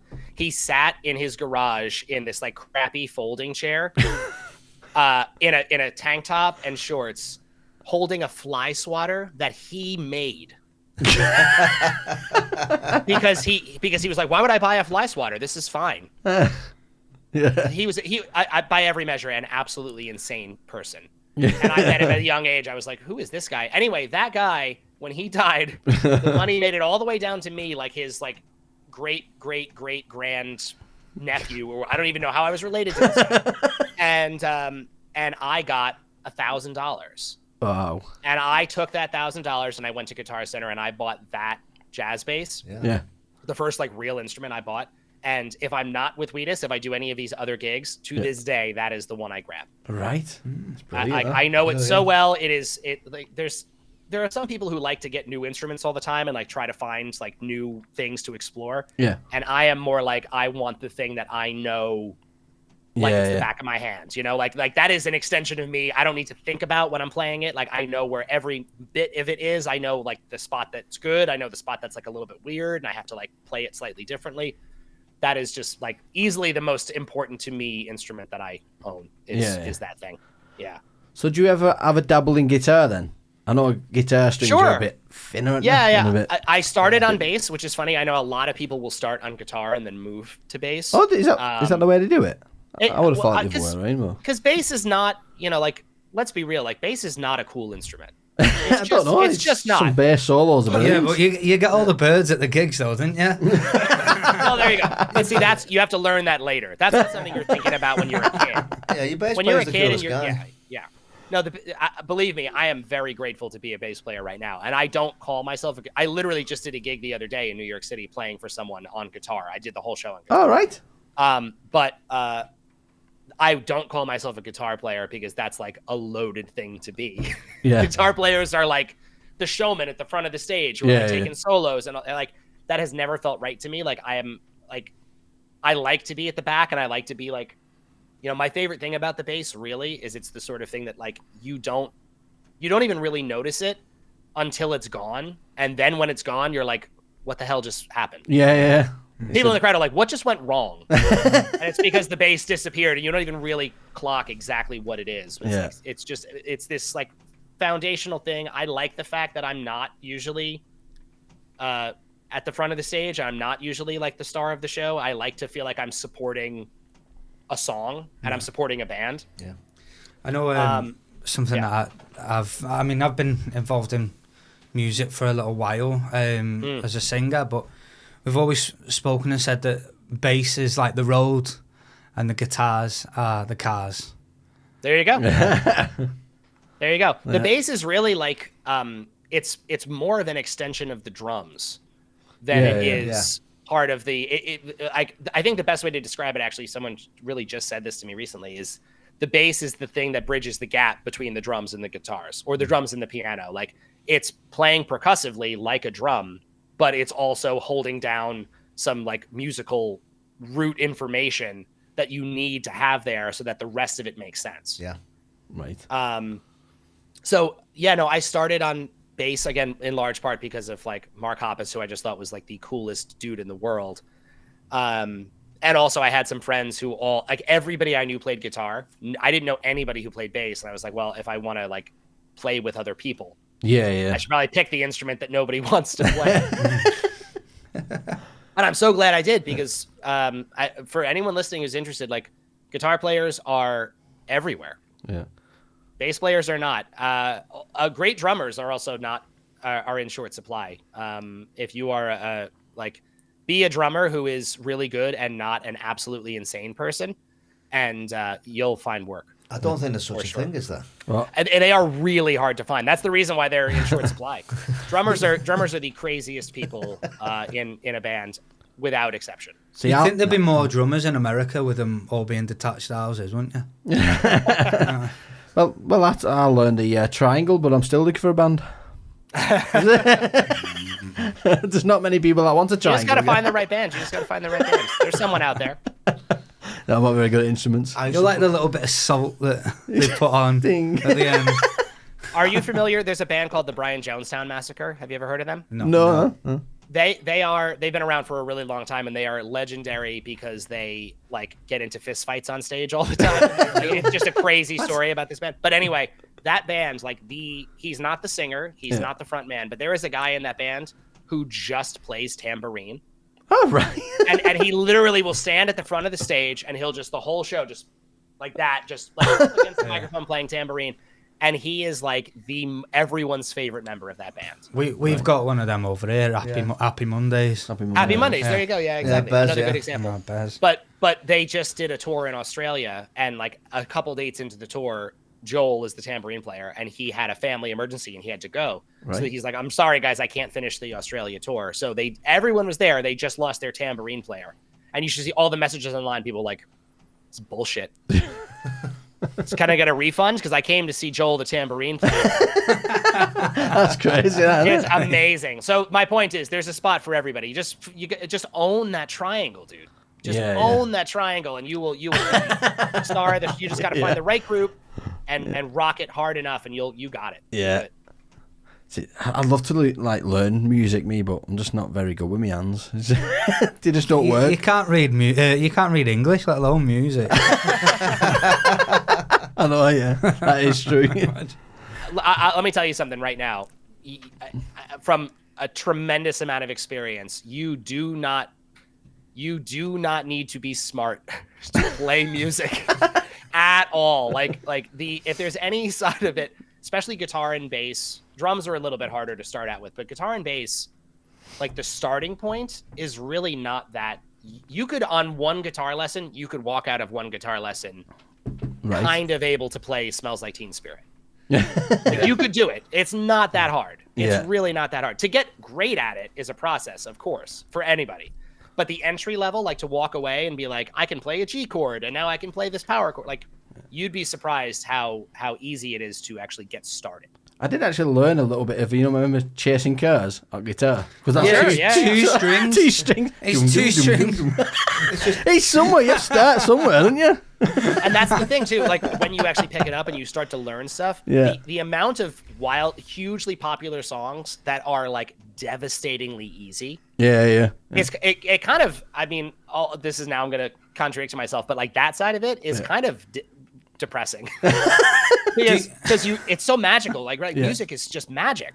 And then you pick up an instrument, you learn how it works. You're like, oh, it's fun. So it's just that's all it is. It's like this guy, like, you could have taken 4 out of the 6 strings off this guitar and it would be the exact same thing. Yeah. I've tried to get better at guitar for 15 years, mate. Right? I learned James Blunt, You're Beautiful, the riff at 14, and that has got me more girls' numbers than anything else. Anything. It works. It does. but have you ever heard of Axis of Awesome? No. And it's I don't think so. gang of New Zealand guys, Right. and they do 3 chords, Right. and they knock out 20 songs. Oh, really? Oh, it sounds like It's the same- scouting for girls. So There you go. Right. So you got Don't Stop Believing. You start with Don't Stop Believing, and you just move on and on and on. Right. It's the you know same what? 3 I've seen chords. on stage. I know who you're talking about now. Yeah. The amount of songs that you could like, you pick up these 3 or 4 chords and then realize like how many songs you could sing over that same sequence of chords, and all of them are huge hit. Like it's James Blunt amazing. as well. You're James Blunt as well. Yeah, exactly. Yeah. So I believe you have to get off in 5 minutes. Yeah, ish. I can chat for a little bit longer, but I do have to run. Okay, I just want to play Fact or Reset with you. Yeah, let's do it. Yeah, so I'll play a little jingle and explain the rules after it. Great. So. Stand clear. It's Fact or Reset.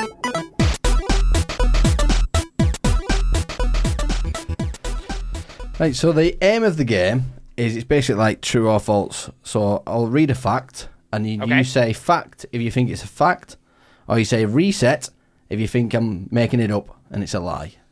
Fact or reset. Yeah, okay. yeah. All right. Okay, so the first one is the heaviest squid ever recorded weighed 94 kilogram. Weighed 94 kilograms. I feel like it's going to be heavier than that. So I'm going to say reset. Well done, you're on the board. You're on the with 1 point so far. Boom! That's how we do it. Just Number to 2. let you know that this carries on until you get one wrong. Yeah. So you are in the game now. Great. You're in the All game right, now. all right. Yeah. Sea otters have the thickest fur of any mammal at 1 million hairs per square inch. Sea otters. Hmm. Oh, that's an interesting one. I guess it's cold down there. Okay, I'm gonna say fact. Yeah, well done. Yeah. In fact. Wow, Number I didn't know 3. that. That's fun. Yeah. That's good. Number 3. The bird on the Twitter logo is named Larry. Well, should I say was. He was named after a basketball player, Larry Bird, who played for the Boston Celtics. Okay, well, I know that is true about Larry Bird. But is the Twitter bird named after Larry Bird? That seems insane. But maybe Twitter is an insane place. Larry, I've never. I will say fact. It was a fact. Well done. So I'm just curious because it's funny. This So- just came up. Do you guys know who Larry? Like, is Larry Bird a name you would know? I don't even know who Larry Bird is. That's American basketball. Yeah, I that remember worked in him, my yeah. favor that time because I knew most of that was true, Right. except for the Twitter side. Yeah, I figured Larry Bird didn't make it to the UK. That's okay. Yeah. So number 4. The heaviest germ weighs over 1 kilogram. Germ? Yep. That can't be true. What are you talking about? A germ? No, wait. No, reset. Reset. Yeah, it was a reset. Well done. See, it's got your question and everything, hasn't it? So obvious as well. I was literally just trying to envision a scenario of this massive germ sitting on the floor. It's like, oh, stay away from it. 3 on 4. Number 5. In Dublin, there is a bear called Fanny Flutter. Wait a minute. Wait, sorry. I have to make sure I heard you. There's a bear? A bear, like a bar. You know what you're drinking? A bar. A bear, like a pub. Bar. Okay, sorry. Yeah. Like a That's pub. all weird. Like Yeah. Yeah, just a bear going around Dublin. Yeah. Hey, I'm Fanny They Flutter. call me Fanny Flutter. Fanny Flutter, the Dublin bear. And just to put some context on it as well, Fanny over here doesn't mean arse. Yeah. Believe me, I've been to the UK enough times to know that. To know that, yeah. What was it like the first time you heard that word? That was a mistake. Well, here we have those like bags that you wear. Fanny around. pack. Oh yeah, fanny packs. And we call them packs. fanny packs. Yeah. And that was I was warned very quickly to not say that. Yeah, that's a completely different thing here. Okay. I'm a fanny a- pack. Okay, so in Dublin there is I'm gonna say pub. There's a yeah, pub pub. called Fanny Flutter. Yep. Yeah. I mean, that seems like something an Irish person would do. Yeah, I'm gonna say fact. It was wrong. Oh. Don't say you mate. finished on 4 points. That puts you in 4th place. The bar's actually On called the board? Quiver. Well done. I heard that. That was good. Very good. So No? 4 points gets you to 4th place. Yeah, 4th place. Not bad. All right. Just below Aku and Dana, who are actors from Canada. Yeah. done well. More North Americans. There you go. I beat him. I'm glad. America beats Canada once again. Brilliant. Well, that was all for Fact or Reset. Thanks for playing that. Oh yeah, that was fun. That was really good. I'm actually very, very pleased with myself that I got that sea otter one right. That was real close. That was really, that really actually close. makes them waterproof. No. That's what makes them waterproof. That's is they what have makes so them much- waterproof, yeah. Is that an extra bit on the fact? Yeah, it's something I actually knew, yeah. All right. Brilliant. I'll sleep. Is this something? Do you guys come up with those questions together, or is this just like a? No, this is like, something that I find. I find just something facts that and you then find? I was just driving past me. I don't know why I'm here. I just pulled him in the street. And you just happen to know about sea otter? Yeah. Yeah, I mean, we're all interested Wow. in like random trivia, aren't we? Yeah. That's great. That's great. Nonsense. What a smart group. You ever been described as a smart person from Wigan? Not really. Well, No. hey, I'm just. Are you from Wigan? Yeah, We both we of us. both are here. The last time we didn't do it on this trip, but in 2019 we played in Wigan. All right. Oh, whereabouts? Is that the? So I'm not. Was it the old courts? Is that? Oh, the old is that a courts? place? Yeah. No way. The old courts. Yeah, that's who you was on did. it last time. Yeah, wasn't it? I was in the old courts last week. Yeah. Did you not train? I've played the old courts as well. Yeah. Right. There you go. It was actually, I remember that one very well because we had, the day we were playing there was a wedding, because that's a big space. There's like a lot of Yeah. rooms in there. And there was a wedding happening in one of the other rooms. And the people who were getting married sent us a message because they had already, it was this insane coincidence, like their first dance for their wedding was A Little Respect. Oh, yeah. Cool. And then they saw that the day that they were getting married, we were there. And it happened to line up that like their reception was when we were just arriving because they did it earlier in the day and then we had the night show. And Right. we showed up and we played A Little Respect for their wedding. Oh, Oh, Brilliant. insane. That's Fantastic, yeah. brilliant. Crazy, isn't it? Why did that not go massive on Reddit? I know. Yeah. It did. It got shared a little bit. It didn't like totally blow up or anything like that. But Yeah. it was just one of those. I can't tell you how often we get those messages.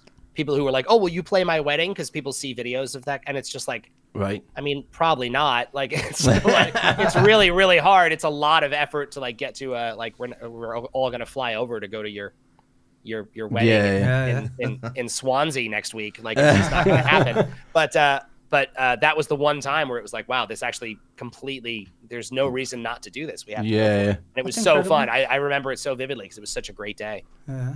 So are Yeah. you all based in America then? Around the Everyone same in the area, band is or- everyone in the band's based in America. One of the singers is originally from the UK, but now lives in New York. Right. And most of us are based in New York, but we have our keyboard player lives in Memphis, Tennessee, Right. And our drummer is in Washington State. Right.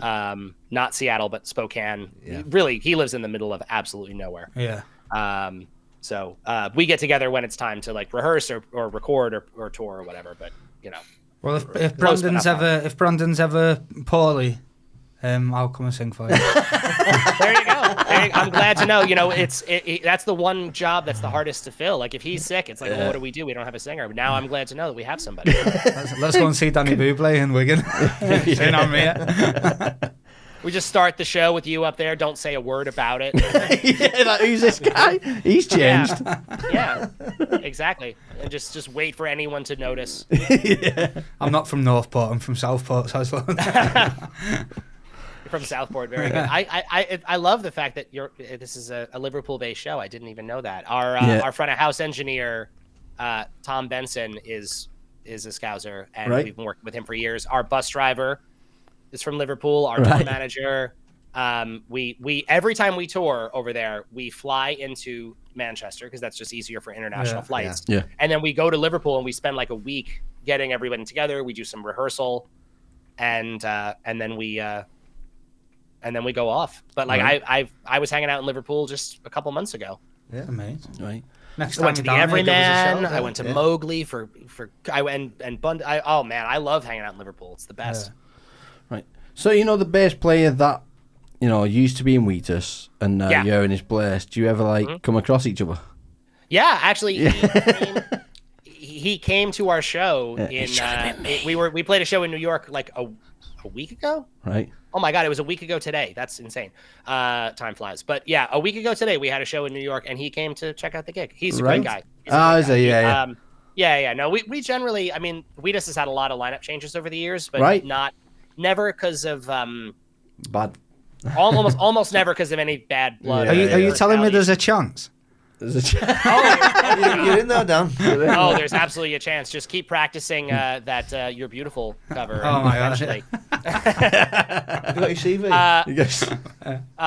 Right here, pal. Right Yeah. here. No. It's usually like I said, because sometimes for musicians, like if you're a working musician, the band goes through a quiet period where it's like, all right, we're gonna take a few months off, and sometimes in that few months, someone gets another gig.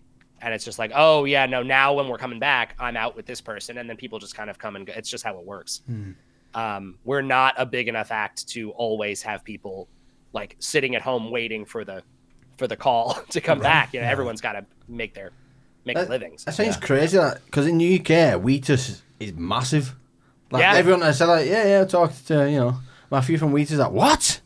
Is that blown away?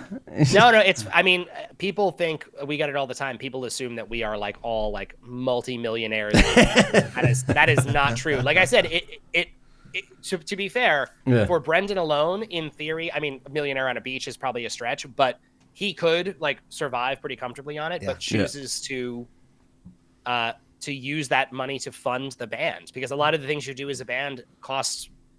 There's plenty of things you do where you lose more money than you earn.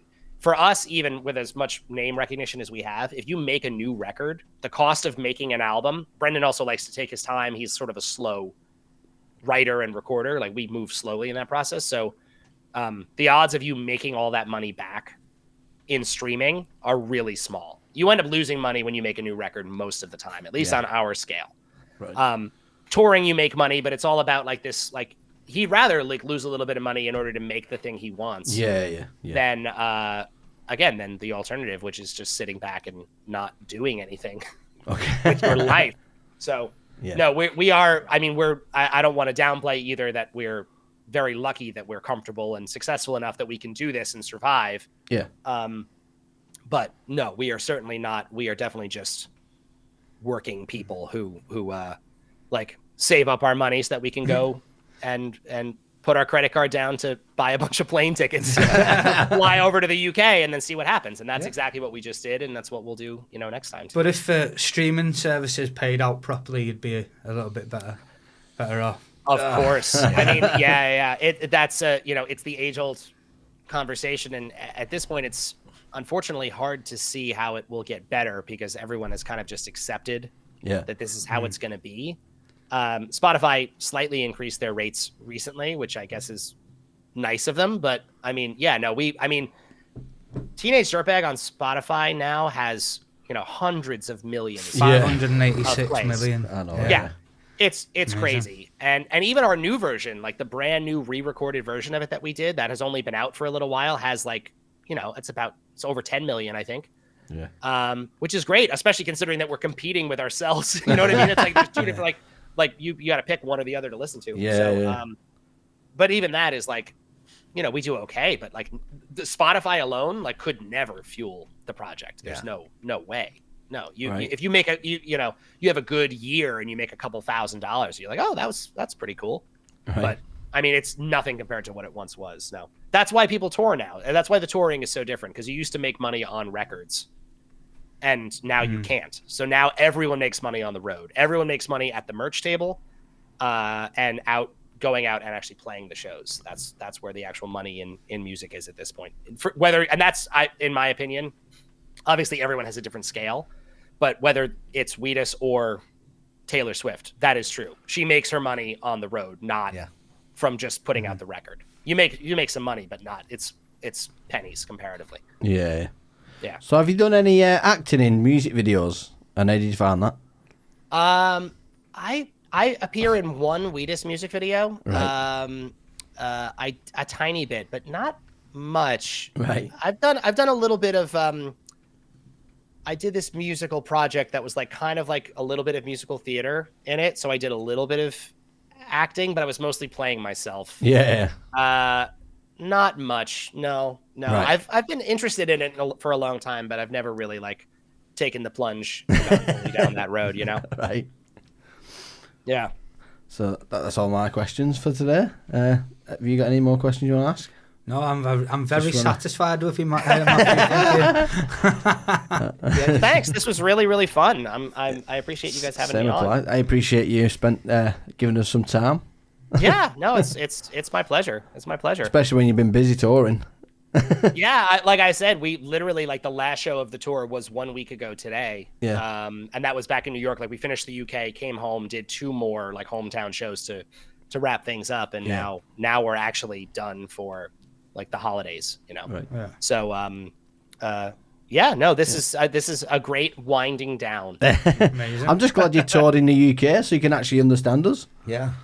Right? I have to tell you guys, it was funny because I listened to a little bit of a previous episode, and I think it was just you guys talking amongst yourselves.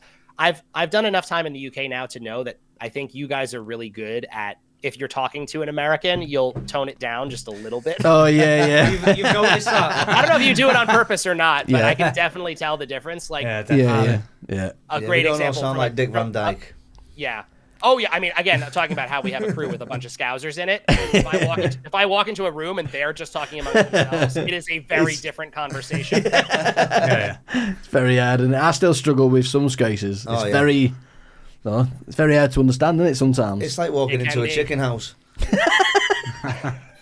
A few years back, this was many years back now, but we had a merch person and a bus driver who were both from Glasgow. Right. Oh my God, anytime those two were talking, I was like, there's not a chance. There's no world that I'm ever going to understand a single syllable of this. Yeah. And also I have a good amount of experience because we finish a show, traveling all around the UK, all the different accents you hear. Right. And you definitely hear the accents get a lot more intense when the gig is over and everyone's had a few pints. Oh, yeah. And then someone comes up to you and wants to talk about how the show was, and it's a lot of politely smiling and nodding. Yeah. Thank you. I'm glad you enjoyed. How do you cope? I mean, the UK's got more accents per square mile than anywhere else in the world. It's wild. It's insane. How do you cope with the changing ears to know what's going on where you are? It's a real adjustment. I've done it long enough now that most places I have a pretty good handle on. There's some especially talking about a post show, when people are a little bit drunk. Northern Ireland. Oh God, yeah. It's really hard. Yeah. That's my final boss challenge is to try to understand Northern Ireland. You play that Teenage Dirtbag well, you know. It just gets more and more like messy and like they're stumbling over their words, and I'm just again like, okay, cool, yeah, like not fully understanding, but assuming they're complimenting me. See, I'm bad like that. Well, last episode I was drinking, and the more the episode went on, the less I could understand myself when I was editing. I was like, what am I saying? No, you guys are really you are. I'm sure you don't need to be told, but you guys are professional, expert drinkers. I thought you were going to say professional expert podcasters. I know, yeah. I didn't believe you. Oh no! I first time. Okay, you guys are. Oh no, sorry. You are absolutely professional expert podcasters. But now, for all of the UK, the ability Drinkers. of the UK to drink is so much more advanced Yeah. than we have in America. Like it's just so like it's completely different. Yeah. And you know, I gotta give it up. Hats off. Next time you wanna test that out, pal, and you're over in Liverpool, give us a shout. I'm gonna have a drink. I know, right? I think they should make it an Olympic sport. Olympic sport. Yeah, definitely. Make it an Olympic sport. We'll make our way down Lark Lane. Yeah, definitely. Yeah. See, I'm a local. I know.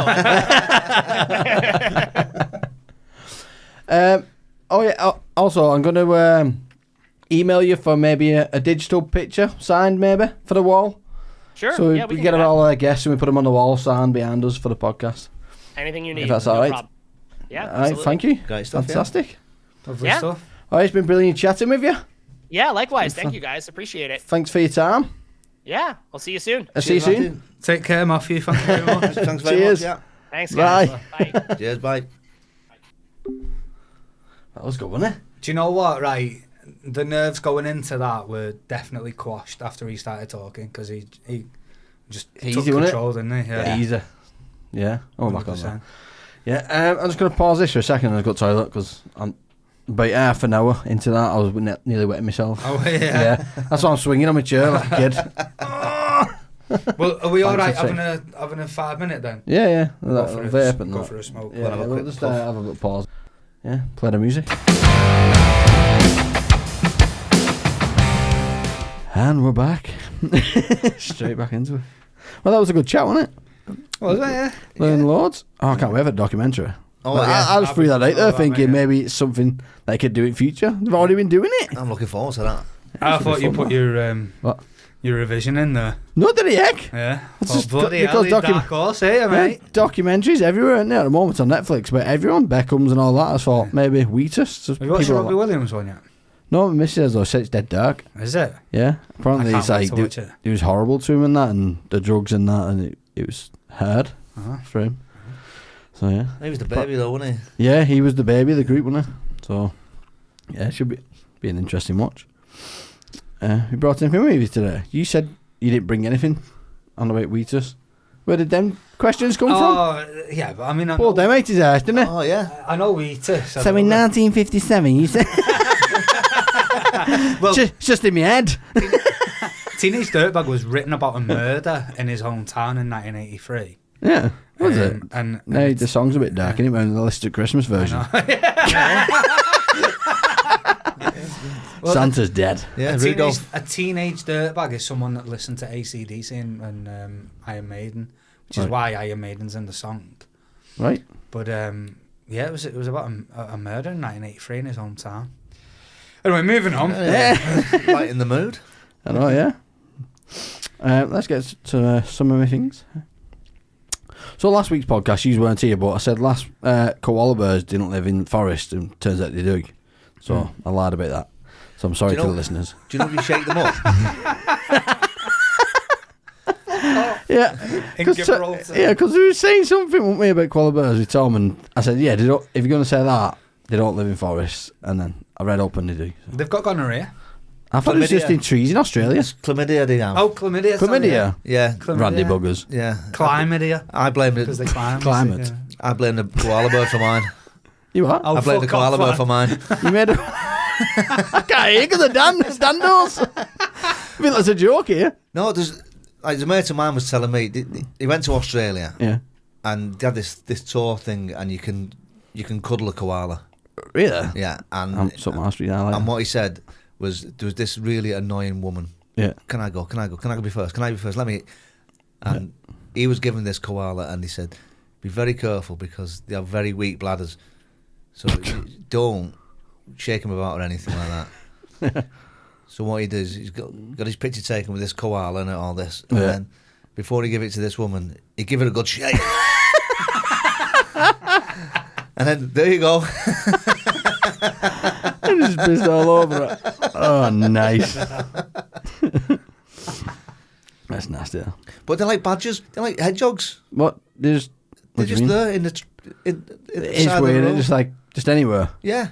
I mean, Some countries have sloths like that, and then just crawling across the road. They're slowly like, what's that doing? Yeah. I'd love to see a sloth. What's Neil doing there? Have you seen that guy on Instagram, Fishing Garrett, who goes to the Everglades? No. And he just like picks snakes up and boops spiders and Boops. Boop. No. What do you mean? Literally, and he calls alligators swamp puppies and said, "Oh, Pleasure. he's a bit nasty, isn't he?" You know? He's trying to bite me head off. He's mental, him though. I couldn't imagine. Next Steve Irwin. Or something. Yeah, but like you know, Like Steve Irwin off Wish. Yeah. Wished he was still alive. Oh, mate, that's a childhood hero. I know he was, yeah, he was class, wasn't he? His son's here though, wasn't it? His son does the same thing, isn't it? So, The tortoise that they discovered, that Steve discovered 30 years ago, has finally given birth. Right. It's the first Irwin tortoise eggs. right? Well, that's forever, doesn't it? Tortoise, like 100 odd years. Is it? Oh, yeah. Well, it was the oldest, something like 214 years or something. Yeah, because there's picture of him like war times and that. Yeah, World War One. How does he survive? He's got bomb-proof shell. Yeah, it's a shell, isn't it? Yeah. Probably Nuclear inside. spine. Just falls. A lot of them in the Galapagos, though, Yeah. aren't they? And there's Where's nothing that? else. Galapagos. Yeah. Next to Gibraltar, mate. Is it? Where is it? That I think you find Galapagos. this Galapagos. Is it? Is it? So is that some kind of gladiator or something? I think Galapagos. Galapagos. The Galapagos tortoise. What is it? Tortoise. Tortoise, yeah.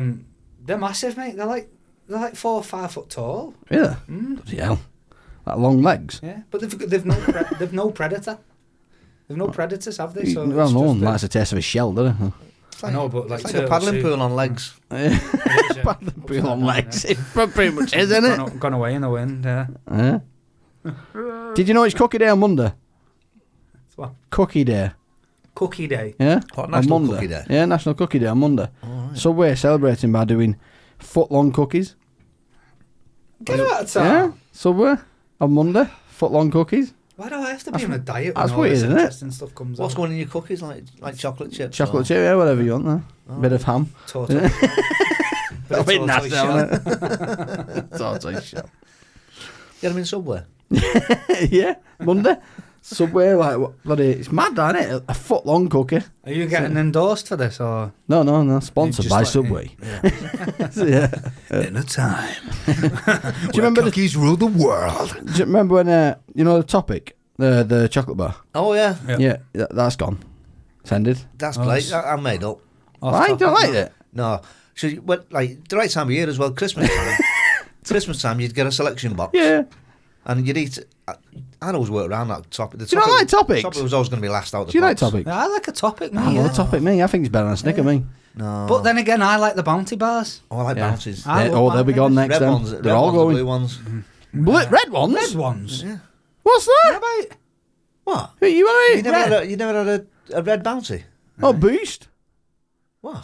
Come on. Oh, you want to eat? Oh, you want to eat Red Bounties? Bounty. Oh, yeah, red Bounties, yeah. I'm on What's it, a red Boost, me. bounty? Red Bounty? Dark chocolate. Yeah, dark chocolate's Oh, nice, yeah. right. Sorry. No, I like the white bounty. Alright. I've never seen I thought Scotians don't like Bounties, do they? I don't know. Yeah, apparently Scotians don't like Bounties. Coconut or something, I don't know. I thought he was. That's going what I somewhere. got told. I thought he was going somewhere with that. I then. know, yeah, I thought you were going to... No. When I came to here and I took Bounties to work like a pack of like 6 or whatever. Oh, we don't eat that around here. It's not a Scotia thing, that, Bounties. It's like, I didn't know it was a regional thing. Oh, I only live just over the border, don't we love them? That's what I mean, you're alright. You're not Scotia, are you? So it's weird, isn't it? Yeah. So, what do you call Scouse? Scouse or lobbies? Still called Scouse, isn't it? Right. Yeah, you're a lobby Lobbies. novel, aren't you? Yeah, lobbies. lobbies, Lobbies, isn't it? yeah. But who was the first to call it whatever? Scouse. Scouse lobbies. Who was first? Liverpudlians, that's what it means. Well, it's Scouse. Yeah. Was it called Scouse first or lobbies first? right. well, it was called Lob Scouse. Yeah. So don't do that. Because you No, lob no it, one's right, is it? you lob it in the pan. Yeah, you lob it in. And the meaning of scouse means a lot of different things together. So Right. because Liverpool is a docks city, Yeah.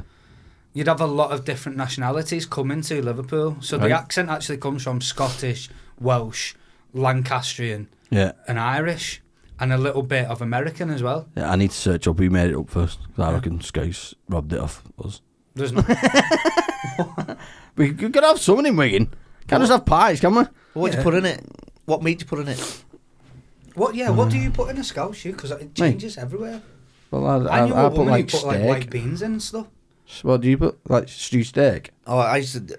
Like, there's corned beef in that, and corned beef hash. Oh yeah, you can't beat corned beef scouse. Corned beef scouse. Bloody hell. Yeah, I don't have that. I've seen some corned beef hashes though on Facebook, mate. Pictures of him. Oh, it's Fucking grim. yeah, it's horrible, isn't it? You got seafood potatoes. Look, What's going on with them? Anemic. absolutely grim, mate. Do you know what I made last Let's night cook though? the meat. 1 o'clock this morning. Irish cabbage and bacon. Oh, lad, man alive! I put some miscellaneous mushrooms in there as well. Honestly, I don't know why you're not into cooking, because like you're always going on like, oh, there, look at this steak sandwich I've made this morning. You better believe it, baby. I put all these mushrooms. I Made with boiled my love. mushrooms first. Always boil your mushrooms first before you cook them. No, So much better. you can't boil mushrooms. Yeah, you Boil? boil mushrooms. I fry Boil mushrooms. mushrooms and use the What do you do? stock that comes off the mushrooms. The sock. The stock Oh. comes off the mushrooms. Mushroom water in all your pasta sauces and stuff like that. Oh, unbelievable, mate. No, you go straight in the frying pan for me. So, yeah, same with us, yeah, fry them. Nah, Mushrooms you're and missing onions out. together. Boil them up, lad. Boil You're 'em? missing out so much. But you've been having them naughty mushrooms, haven't you? That's what you boil. Yeah, Mate, you've been you can drinking that pick 'em soon. up. Yeah, the naughty mushrooms you boil. And make a brew out of them. I do need to get my passport sorted, though, to be fair. Amsterdam. Right. Why? Where are you going? Amsterdam. Are you going to Amsterdam? All right. Yeah, we need to sort Amsterdam. Right. Why? Are you? Is it Well, a planned holiday or? Busman's holiday, isn't it? All right. Just get going to a few of the cafes and Well, stuff. will you take the drugs and that? Yeah. 'Cause some people like go to Amsterdam like, I'm not touching drugs just because No, it's. 100%. You got to do it. I'm not allowed. Safe, Yeah, why? The gout. No, we get That's you. drugs and alcohol tested at work. Oh, do you? Yeah. So I'll be there a month later after coming back from Amsterdam. Yeah, full of weed, this fella. Well, just do it and I'll say you some of my piss. It's fine. I'm self-employed, mate. Self-employed. Drug test yourself. Be right, yeah. One day you might feel strict on yourself. Yeah, sack yourself. Sack yourself, yeah.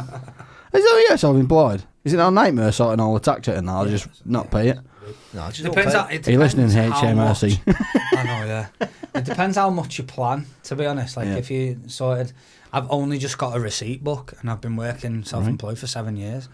Do you not have a guy that does it for you? Some people, like my mate's got his own Smart guy. enough That, myself, mate. it's not that, it's about time, isn't it? Yeah, but it's fine. Just work it out, like ins and outs. Apps do it for you now, innit? Right. Yeah. But it's all about like all the relief stuff. I mean, if I eat my dinner 50 miles or more away from home, Yeah. it's tax deductible. Right. Like all the clothes I wear for work, That's shoes. weird rules, isn't it? Yeah, I mean, it just means that you're away from home. You're working off location. Right, it's mad that. Yeah. It's crazy. Do you give yourself like dinner times or not? No, I You don't just- stop the van, mate. What do you mean? You just I'm just driving all the way through. Yeah, I'm like while eating? You Yeah. mean? Oh, right. Mate, I'm Yeah. swiping Oh, you on do the Tinder. same, yeah. I'm the same. Yeah, I'm self-employed. So you just eat while you drive? Yeah. I don't eat. No, I just don't eat. Just don't eat. Just don't eat and drink copious amounts of Guinness. yeah. Liquid lunch. Well, I've just got back into drinking pickle juice. Oh, you dirty bastard. Yeah. Pickle juice. What? It's really good for your health. I like a pickled egg though. That's weird, but You can drink Pickle- pickled egg juice as well. oh no thanks. Have you had pickled Honestly, it's eggs? good. Yeah. I like a pickled egg. It's a buzz off. I've got salt and pepper. in I've it. never really fancied it. Have you not? No. I first tried it in a Chinese chip and it was nice, so I'm hooked. First pickled egg I ever had was in North Carolina at the end of. Oh, he's got a story for anything. It's pickled egg. Oh, Leave me yeah. to it. I had a Chinese story there. Hey, go on. Sorry. Pickled egg. Can Let me have some. We're in North Carolina. Back in 1940. I was back in North Carolina, baby. I got it. It's like when he said his mate was from Tennessee. I was like, fucking story. Have you? It's itching. ADHD's going off. Was it? He's trying to say something. Yeah. Every time I tried to say something, I was like, bastards. One of you jumped in. I was like, I'm never going to say anything. I'm not podcasting. And then when there was gaps, I was like, shit, think of something quick. Money, do you like money? Who's your hero? How much do you get paid and who's your hero? Yeah. Have you ever eaten a Wigan kebab? Yeah, they're like my banking questions back in my head all the time, them ones. Do you like pickled eggs? Right? I should have just said that. Pickled eggs, how about them? Have you ever played a guitar? That was a genuine one. I know, yeah, that was... Professional musician up there with a double bass behind him. Have you ever played a guitar? No, I said, do you ever dabble in guitar? Like, you know what I mean? Live and stuff. I bet he does, yeah. Yeah, because it's Bet he different, isn't does. it? I know it's a similar instrument, but it's very different. It's more strings and it's a bit closer together almost, isn't it? So, have you ever watched a series called One Piece? No. I'm pretty sure you asked me that last week. I think I've only just watched it myself. What's that? It's based on an anime series called One Piece, and it's on Netflix recently, and it's a bit cheesy, but there's a quote on it that's good. It said, "If the path you are on is too easy, then you are on the wrong path." That sounds a bit like me saying the bass guitar is the road and the guitar. Yeah, that's what made me think about it. I was like, it's similar. And he also said about that it wasn't challenging for him. And I thought, well, he's changed his path because it weren't challenging for him. It's the same as that quote. And what was the quote again? So if the path you are on is too easy, then you are on the wrong path. Mm. No, you're just getting comfortable, aren't you, rather than setting up a challenge for yourself. Philosophical, that, isn't it? Sometimes, though, like, if you're always changing paths because it's too easy, though, when are you going to relax? I know, yeah. Yeah, because When you are get you to a gonna point. You've got to get to a point where you think, do you know what? I'm fed up with these dodgy paths. Just at what point's the path okay to sit on Why? and just relax? Why did I go for crazy paving 5 years ago? Crazy paving keeps you raving. What's that from? From Bo Sletcher. Well, I thought it was by the way you did it. I just can't remember that bit. Have you seen that rat temple in India? I've not. A temple full of rats. I missed It is indeed. It's it hosts 20,000 rats. So there's And, my bedroom at the moment, mate. It sounds your like the Houses bedroom. of Parliament. What? Sounds like the Houses of Parliament. Yeah, it does. Yeah, loads of rats in there. With a capital R. Rats. Yeah, they're horrible. But would you go to it? No. You see them on the videos, right? And they're stroking them and that. Just going in, stroking the rats and just doing them run off. No, they're not nice rats. Domesticated them, are they? 20,000 of them more. It's like a zoo that they go in and it's just they're used to humans being around them. It's weird. You get a rat in your house, it runs off, doesn't it? Yeah, there's a rat in your kitchen. What are you going to do? I'm going to shoot that rat. That's what I'm going to do. Do you remember me telling you about living next to a farm? Yeah. And I had him on my bedside cabinet. Yeah, but he's got a bloody eagle in shed. Oh, it's a hawk, wasn't it? Hawk, it was a hawk in the shed, yeah. Nice. I've got a lion in the bathroom.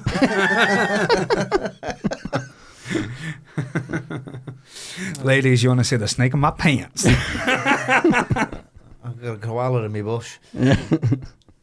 Oh, hang on. Apparently, Shibane is the most handsome gorilla in Japan. And he has women crawling on their knees. I've seen that. That's weird, isn't it? Yeah, just check that spelling again. It's Shabani. How are we spelling that? SHXYTY. It's right, isn't it? Shibane. Yeah, sure. Why are you saying it? Shabani. SHABANI. Shabani. Shabana? Shabba. Shabana? That's got to be right. I'm going to see it. Search this. How do That says you Shabba Ranks. say Shabana? Let's see it. Computer says it in English. Here we go. Habits. What are you saying? But don't, Shabani. Shabani. Shabana. Go. Here we go. Shabani. We're both wrong. Shabana. Shabani. I was closer, wasn't I? Shabani, I said. See, you said Shabba. I said Shabani. Shabba. I thought that was Japanese for fire. Shibani. Racist. Love it. Okay, Let's have a look. Apparently, he's got an handsome face, Yeah. nice nose, and all that. And But the Japanese women like him. Did they not all kind of look the same? Again, racist. Will you stop it? Christ almighty. Beep him out. Fucking hell. Between that and the bass guitar. You're all the same. Yeah, I suppose, yeah. Yeah, just for clarification, But I mean, listeners, we're on about gorillas. gorillas. Yeah. Is it okay to be racist against gorillas? I mean, they're not going to complain, are they? I don't know. If they leave a bad review on Spotify for this. It depends if he's talking about. Disgusting. King Kong put thumbs down. I'll tell you what, the way that they're on about Shibani in Japan, all the Japanese will turn on us. Well, it's like what you mentioned before about the monkeys going into the Stone Age. Oh, yeah. If the gorillas do that, then in 100,000 years, then they can complain about me being racist. We won't want them to. Size of them, they throw you. It's massive. Imagine if they become better than us. That'd be scary. Yeah. We're not stopping them, are we? What about that AI robot that's like seeing itself in the mirror for the first time this week? What? Was it like a dog? Is that a new article? Yeah, I've seen it. AI robot where, you know when you see robots and stuff, their mouths, they don't look natural, do they? Oh, yeah, it's weird, yeah. This one looks proper like that. Oh, does it? I think that's the difference between a good one and a bad one.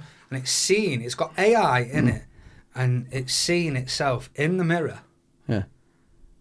And then just reacting to itself in the mirror, doing like Talking to pulling itself. faces and stuff. Really? Yeah. That's scary. Because it is entertained by what it's doing.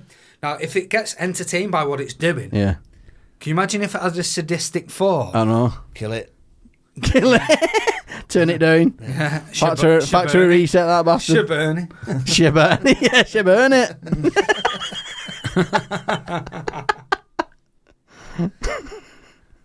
Yeah, that is scary, that. Yeah, frightening. I do like AI, but I don't like that idea. Oh, yeah. The fact that he's entertaining itself. They should put AI into sex toys now. Why? Just go to Because then you sleep. don't have to do it yourself. Go Yeah. to sleep. Yeah, but if it's entertaining... Fucking just, pillow princess. It just said, "Oh, listen, I've had a tough day.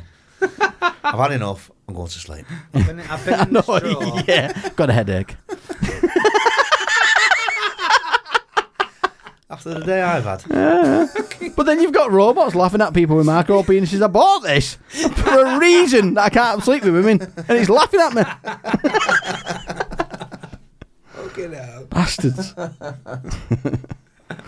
about mirrors, you know, like kids don't know how mirrors work these days. Have you seen that? So it's a new TikTok trend where they're putting pieces of paper on the mirror and putting somewhere on the paper, and the kids don't know how that mirror knows what's behind that paper. Does that make sense? Yeah. So we know what's behind it because we're looking at it and it's bouncing off our eyes and going that way. That's how a mirror works. Yeah. But they're thinking, because that paper's in the way of the mirror, that mirror shouldn't know what's on the other side of that paper. Oh my God.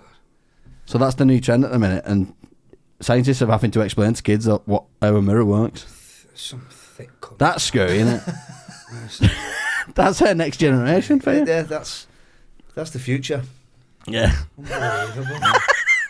Like, I can't even remember learning how a mirror works. It's just some common sense almost. The only thing I ever read about mirrors in the textbooks is that is how they lit the pyramids. What? With a mirror? It's Yeah, like Bernie. Lots of different. With suns and that. lots of different mirrors, staggered. So the sun would always hit this certain mirror, Yeah. and that would stagger the light into the Right. chambers, Right. so that it was all lit up. What's the light them all? Right. I wonder if they got window tax like we used to in No, England. because there's no windows. tax. There's no only one door. windows. So oh yeah, Yeah, just door tax. yeah. Cost them for the sun. Yeah. Yeah, maybe.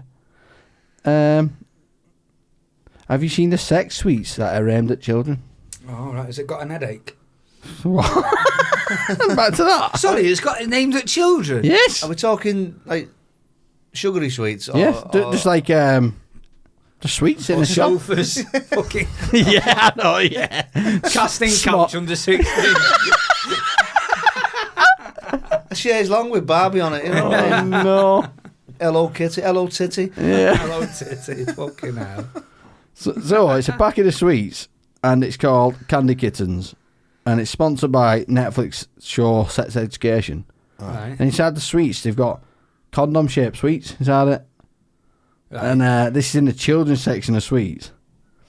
And on the back, it says things like, spice things up, make things fun like sex and stuff like that. That type of quote on the back of it. For kids? In the kids section of the sweets. The world's gone In mad. Yeah, so, if they want to make it in sweets, you don't think they should put it a bit in a different aisle? Maybe. Oh, yeah, 100%. Like, I don't know. Fucking kids going to spice stuff Yeah. up like this. And Like, Yeah, in the paedophile. yeah. I mean, like, you know, what newspapers are. No kids reading newspapers these days, are they? Nobody reads It's all newspapers. adults. I don't know, I seen an old man the other day. I thought that's classic, then. Just stick window like Ah, that paper noise. My dad used to do that, right, but he'd have a porno in the middle of it. Oh, yeah. Page 30 instead of 3. Honestly, he'd just be reading it. But he'd be out Yeah. in the street, at a coffee shop, and he'd have, fucking Spank Weekly in the middle of his Daily Mail. Do you know what I mean? Yeah. I found his porn once when I was a kid. Did you? I was like, I just turned into a We wanker. talked about this on last episode, Yeah. when you weren't here. Oh, did you? Yeah, Yeah, about old, porn, how porn's easy now and that. yeah, it is. That was the segment that I had to delete, so. it is easy though. What is? Porn. Making it or watching it? Both. Getting all of it. I mean, It's everywhere, isn't it? we had to go and find a porn bush when we were kids. I Yeah, know, that's yeah. literally what makes it. Someone's Yeah, uncle that's was true, big yeah, it was a porn bush, Was wasn't that it? your hand-me-downs, wasn't it? Yeah. No, but what was I saying then? Like Oh, yeah, you think your dad's porn mag? Nah, it No, that wasn't. pages it are wasn't. open though. Listen, they were. So I'd say Well, they'd shut this. I'd say probably about 10, yeah? Yeah. And he'd have every house he lived in, he'd have a wardrobe that was just black bin bags in there. How many mags did he have? Nah, it was black bin bags, empty black bin bags, Oh, okay. just chucked in a cupboard Right. in the kitchen or something. And you'd put your hand in it, was like Lucky Dip for a VHS set. Yeah. And it was just porn. Just all VHS porn? He'd go out to the shop and I'd be straight in, rewind, and then it's obviously, and stick it back in. But I used to have to sketch what the cupboard looked like, so I was putting it back in the. Really? in the That's right extreme, isn't it? Like Mission Impossible. know, yeah. Coming down up, why you fucking a tape? place. Fucking Dick Asshole. Every video's like, wedding tape. Oh, Jesus, Mum. Oh no. You'd be watching Smoking the Bandit, next singers. Ah! They're smoking the Your mum's getting smoked.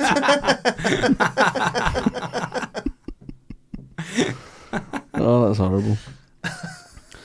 Have you ever heard of spermatorrhea? Do you want to read that word? No. Oh, might be loading actually. Yeah, spermatorrhea. You actually got Did I it. get that one right? Ah, yeah, well done. Smashed Well it. done. Yeah. When male hysteria over seminal leakage hit Victoria, England. So apparently it was a sexual disease that was just making you leak sperm. Sperm, just Yeah. pure, You just walking around the street and it'd just be leaking from just you. like a continuous. It doesn't hold it, Oh. yeah. Just Oh leaves my that bit. God. Just There'd be spinsters just dragging their fannies across the floor. mopping it up. like a dog with worms.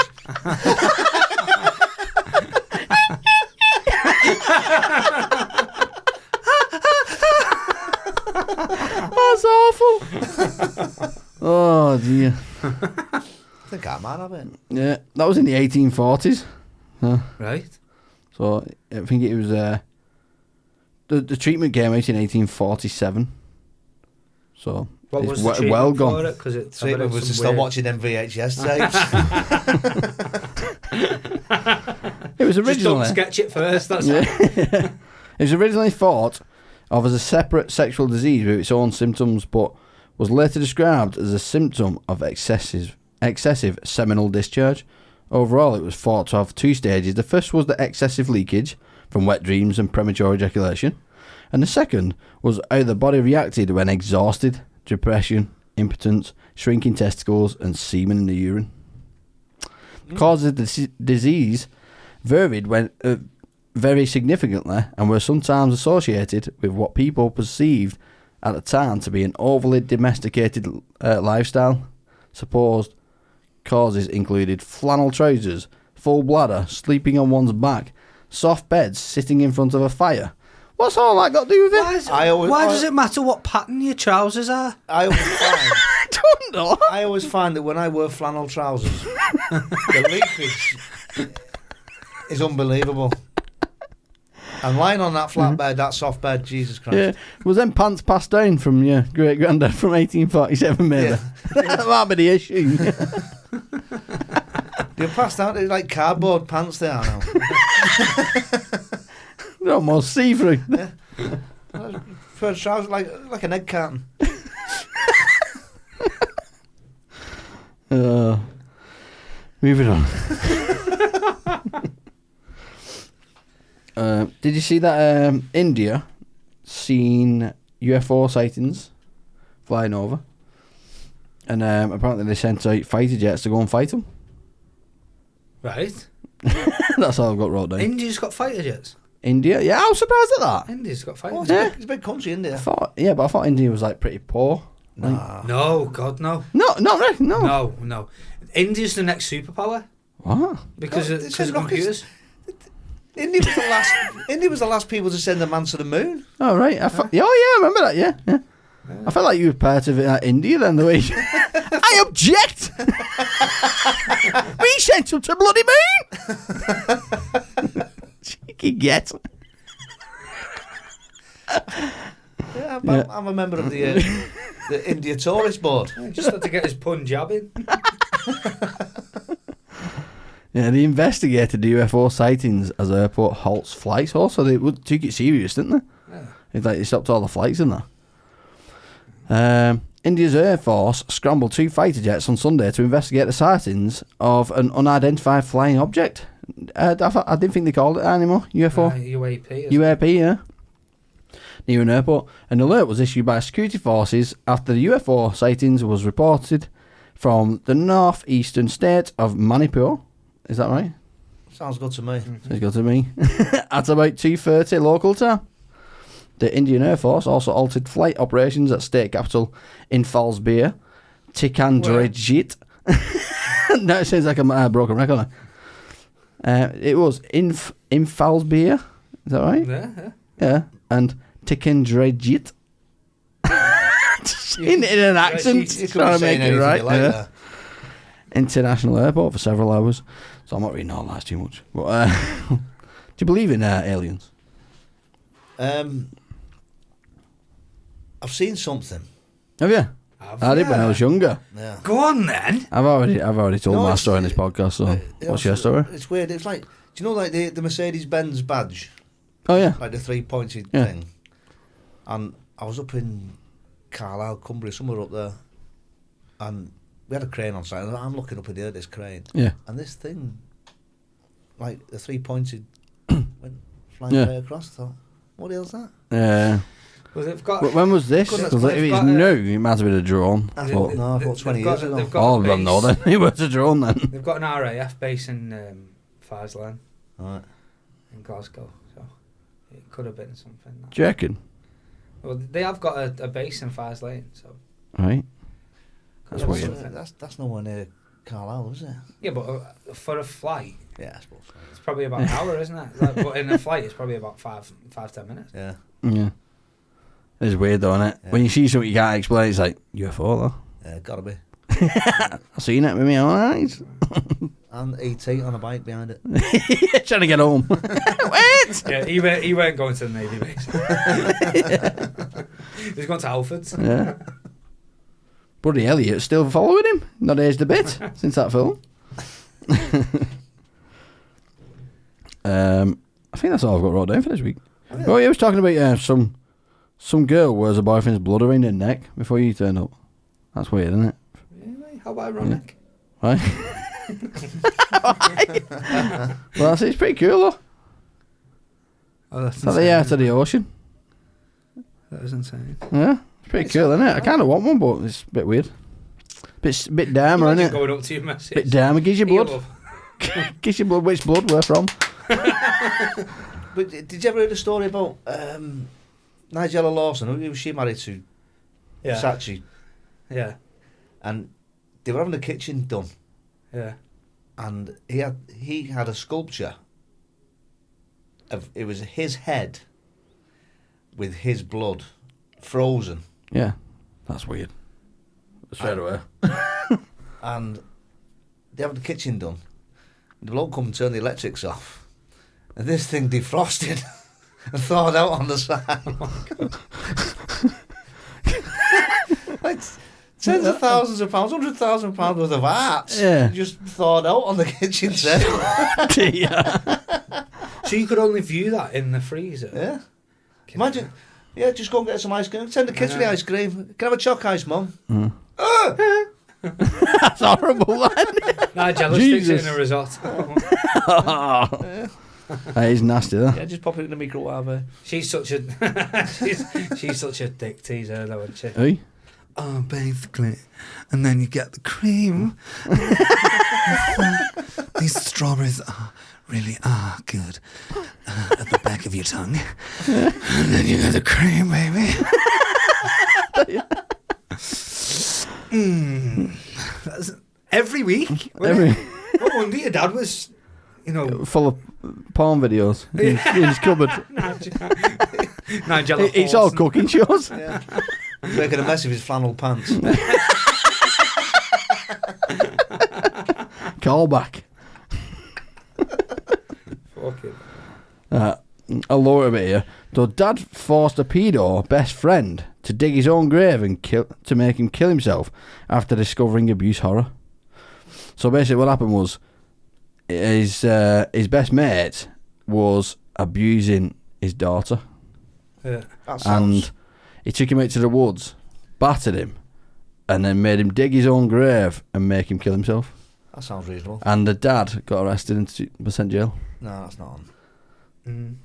But eventually he got let out because of, they voted him to be let out. That was in Russia. So, yeah. What do you reckon? What do you reckon? Fair play to him. Fair play to him, isn't it? Yeah. Fair play to him. Yeah, definitely. Do the same. Every dad would. Mm-hmm. So, yeah. Definitely. Yeah. No issues with that. What? I've got no issues with that. Yeah. That's what should happen with all, pedos and that type of stuff. No, what he should do is, when he's make him dig a grave, dig it 20 foot deep. Right? For the next ones. No, just make him work hard for it. Make them work hard for it. You know what I mean? Yeah. Just keep Until going. they're almost dying. Yeah, keep going. I'm only 5'2". Keep going. Keep going. We don't want to see you in this world. Yeah. No narwhals in a zoo. Have you ever seen a narwhal in a zoo? No. Apparently you can't keep them captive because horrible things happen. Yeah, you put the thing through the glass. What? You put the arm through the glass. Do they? Yeah. Right. Have you ever seen that? Hope you find your dad. What? Was that a narwhal? Not seen Elf? No, what was that? Have you not seen Elf? Oh, no, yeah, I've I never seen remember, Elf. yeah. I hope you find your dad, Hope you find your dad. Yeah, I remember that now. I was like, didn't know. But it didn't register what you were saying. I know. The first time. That was funny. You can't have them in zoos, can you? Right. Because they pour coals in the glass. Do you reckon that's what it's for? Yeah. Well, you've got a reason behind it here. There's an extremely slim chance you'll have can't even read. Slim chance you have ever seen an narwhal in an aquarium, and for good reason. In North America, there have been only 2 attempts to keep narwhals in captivity, both of which ended in calamity and tragedy. Yeah, narwhals are a truly unusual species of toothed whales that live in the icy waters of the Atlantic Arctic. Their bodies I'm not that long, excluding a long spiraling tooth. that pokes out of her head, like the horn of a That's a tooth? That's weird. Its horn's a tooth. Horn of a unicorn. Their shy, skittish nature makes them relatively difficult to study, so many aspects of their behaviour remain a mystery. Not... What's that word now? Not dissuaded by a challenge, the New York Aquarium. Not dissuaded. Not dissuaded. Dissuaded, is that right? Yeah, Dissuaded. Yeah. I've never used that word. What's that mean? You'd never use it again. Like, without being like, put off something. Oh, really? Yeah. I've never used that word before. Have you used that? Is that in your vocabulary? I'm aware of vocabulary. that word. I could be asked finishing the word. Vocabulary. Yeah, I've already done a few long ones. I'm getting tired. I know. I'm doing shortcuts now. 50p back at meter. I'm melting. So the first ever aquarium to hold a narwhal in 1969. The young calf was called Umiak, named after an Inuit canoe. Not a what? What? Inuit? Inuit Canoe. Yeah. Commonly used to hunt the species in the high Arctic. It was captured by Inuits who said it followed the canoe back to the camp after they had killed its mother for meat. I'm not surprised it wasn't very happy. It was named after the boat that had killed its mum. To keep Inuit company, the narwhal was put in a tank alongside a female white whale. Presumably, why do I read? A beluga whale who acted to expand your as vocab. As its stepmother, staff reportedly fed the animal with huge amounts of milk mixed with chopped clams each day, which appeared to keep it happy. However, its stint at the aquarium was short. At October 7, 1969, less than a year after it was arrived in the aquarium, Umiak died of pneumonia, as reported by the New York Times. Well, that's not the ending I thought. I thought it was going to like develop legs and go and kill. Like, I thought it was going to be a serial killer or something. Start sword fighting with his arm or something. It just died because it was cold. Died because it's cold. Nice, Yeah. Right, cool. What a shit story that was. All that wrong reading and that for that. I read a page for that. And narwhal died of cold. The end. That's all I should have wrote. Jesus, that was crap. Get rid of that. Delete. How long? Oh, we've done plenty enough. Do you want to call it? Yeah, can do. I mean, we could play Fact Off. There's loads of games we could play, but... You want to do Fact Off? Do you want to play Fact Off? Let's do it. Who's playing? He's up. He's playing. Go on then. Do you want to play a game? Yeah, go on. Sound like I'm on saw now. Do you want to play a game? Yeah. So there's your book. Go on. You two playing against each other? You're already at a disadvantage. Well, I've never played Fact Off. Have you not? No. Oh, you've always been the... I've always been the judge. Right, go on then. You can... I'm already at a disadvantage. You can't even see it. Yes. Oh, there you go. That's better. Right. So I'll tell you the rules of the game, which is pretty easy, isn't it? So basically, I'll write down. Can you just pass that front book there? So you will quickly find a fact from it, and I will write down a score of how amazed I am by that fact, out of 1 to 10, and then I'll add the scores up at the end, and it's you against Dan. The fact. We've not played this for a while, to be fair. Fact off.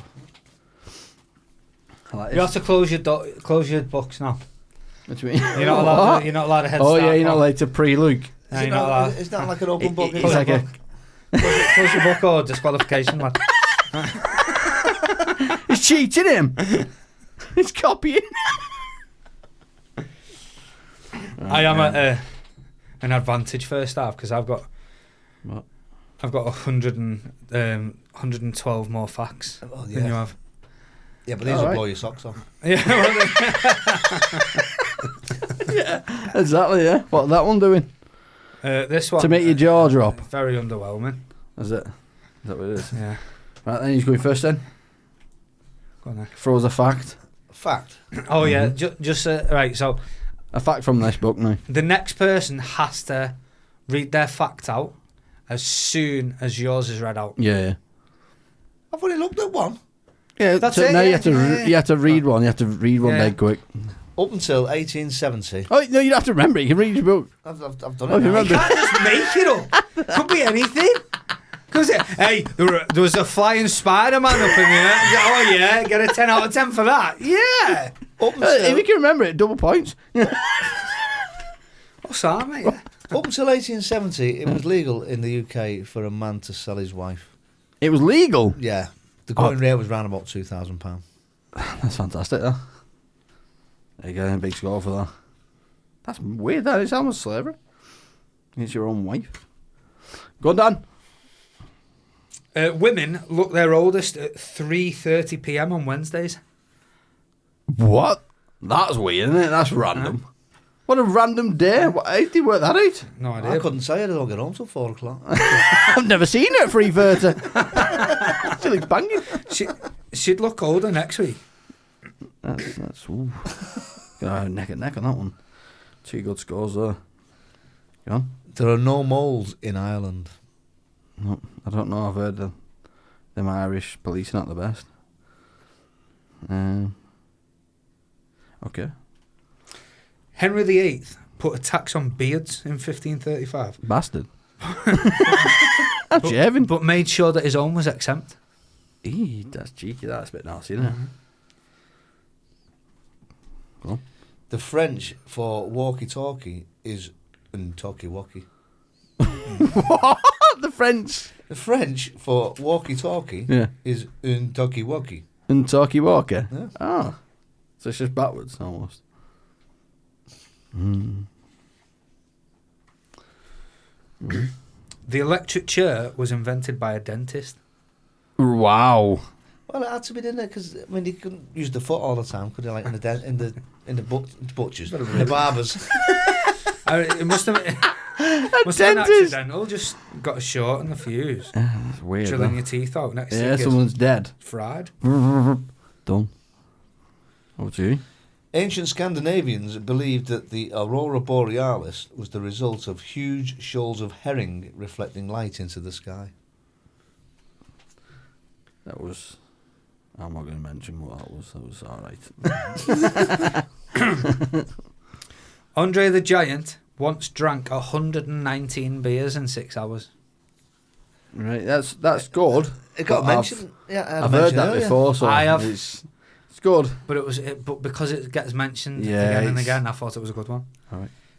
But we were talking earlier about him having a poo on a plane and clearing the plane out. Yeah, because his poo stunk that bad. Oh my god! Imagine that hitting your head though, on a plane. Boom.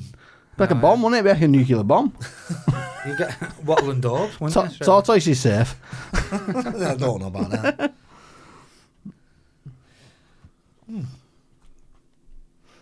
The average person who lives to be 75 will have spent 6 years dreaming.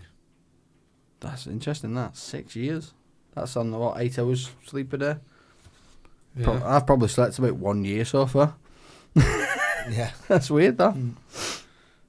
Play-Doh was originally designed as wallpaper cleaner. Wallpaper cleaner? Wow, that's weird. Go on. We're on 6. Vatican City is the only place in the world where cash machines offer instructions in Latin.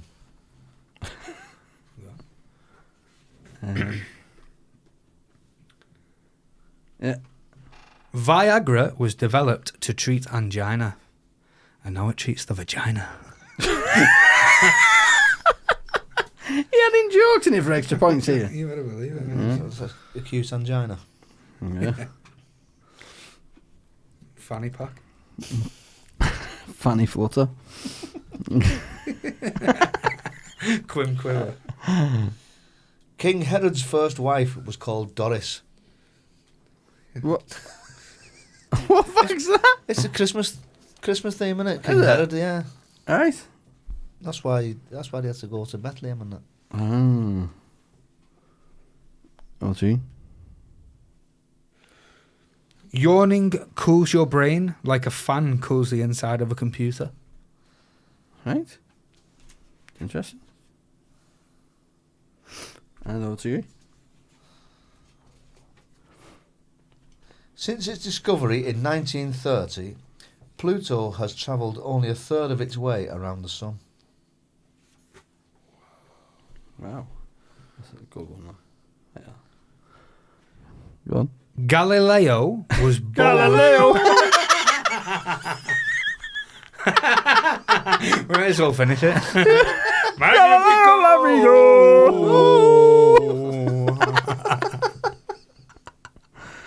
Mamma mia. Mamma mia, mamma mia, let me go. Beelzebub, have I never put aside for you? For you. For me. Oh, yeah, it's for me, isn't it? Yeah. Fuck. I just said your version, man. Galileo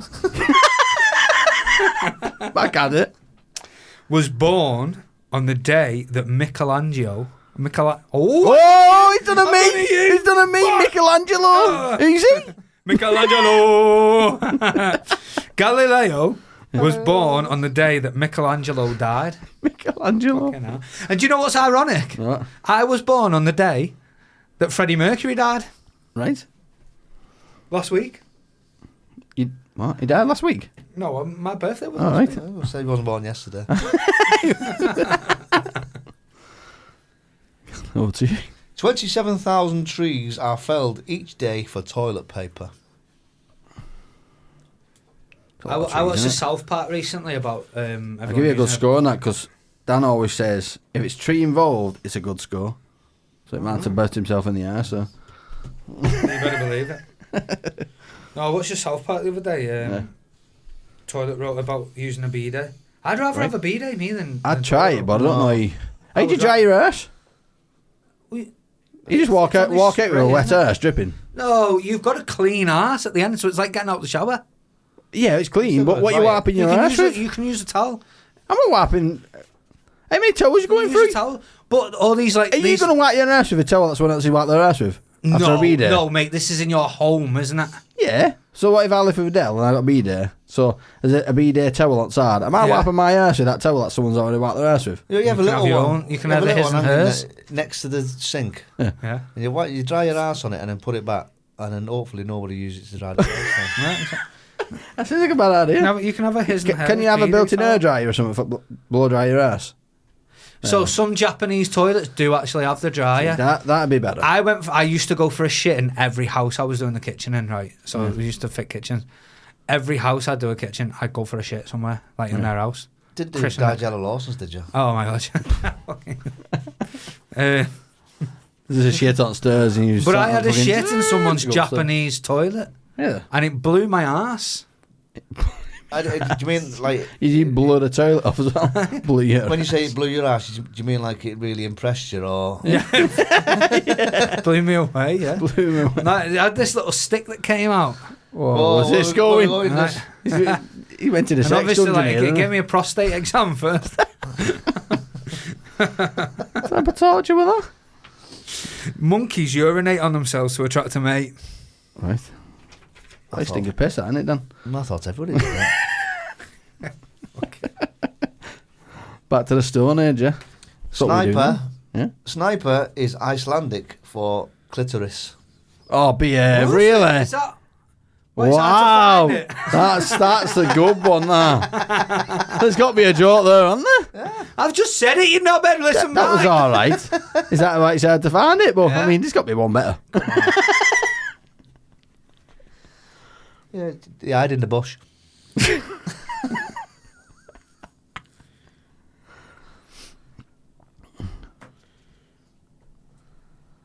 Is that why girls like head? There you go, headshot, something like that. That's like probably you, worse. You've got, that's why it's hard to find. Was it going So we'll keep that joke to one side. Right, The Nazi uniforms were designed by Hugo Boss. I know that. I knew that. I'll do a different one. That's good. That. Yeah, go on. Do another one. Give me no chance again. An ostrich could run the London Marathon in 45 minutes. How would it know the way? Right. It's chasing someone, isn't it? It'd have You to- sure it's not like bloody white chicks dressed up? That's have a no. pacemaker, wouldn't it?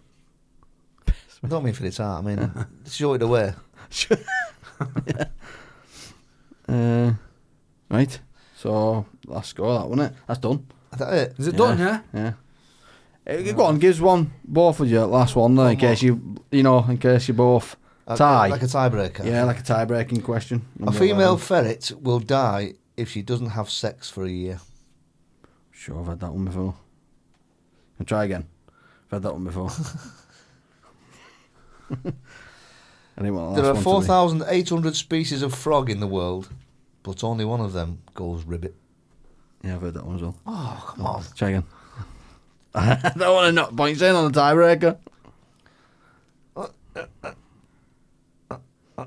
I don't know. Some of them are crap, aren't they? Yeah. And then some will blow you away.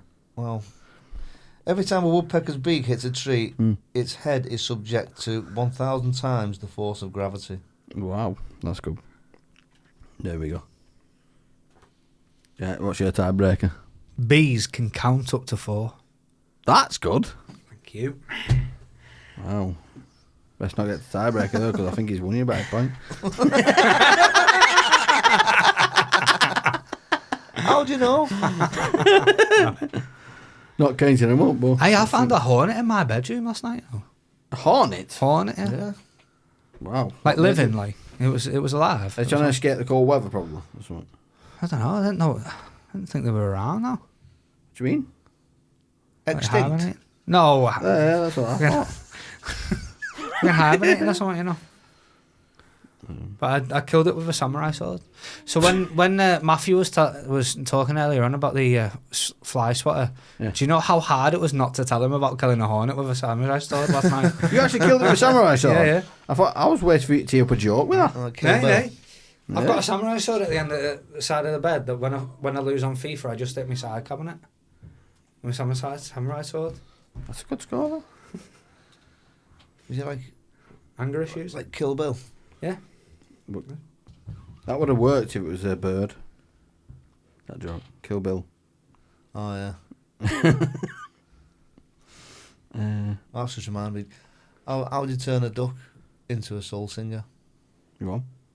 You put it in the oven until it's Bill Withers. Oh my god. I can hardly believe you said that. Oh.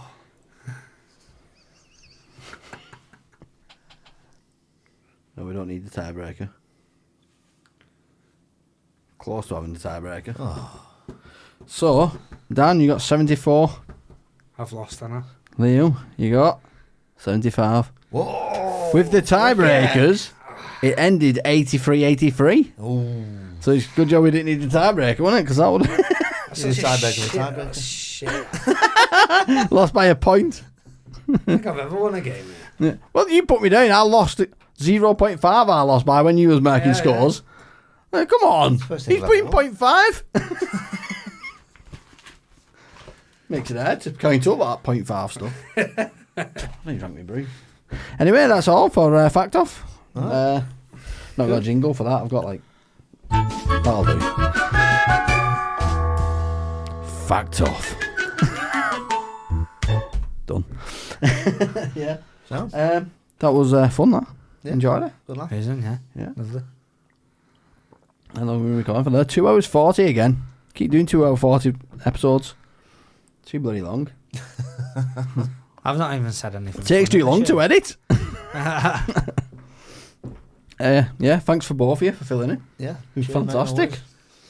no Yeah. Nice one, thanks for having us. Yeah, I thanks for thought having us. we were gonna No get worries. back, yeah. I'm amazed that Matthew is very talky, and he made it well easy to Yeah, talk it was about. a good. Very chatty person. He was very chatty, yes.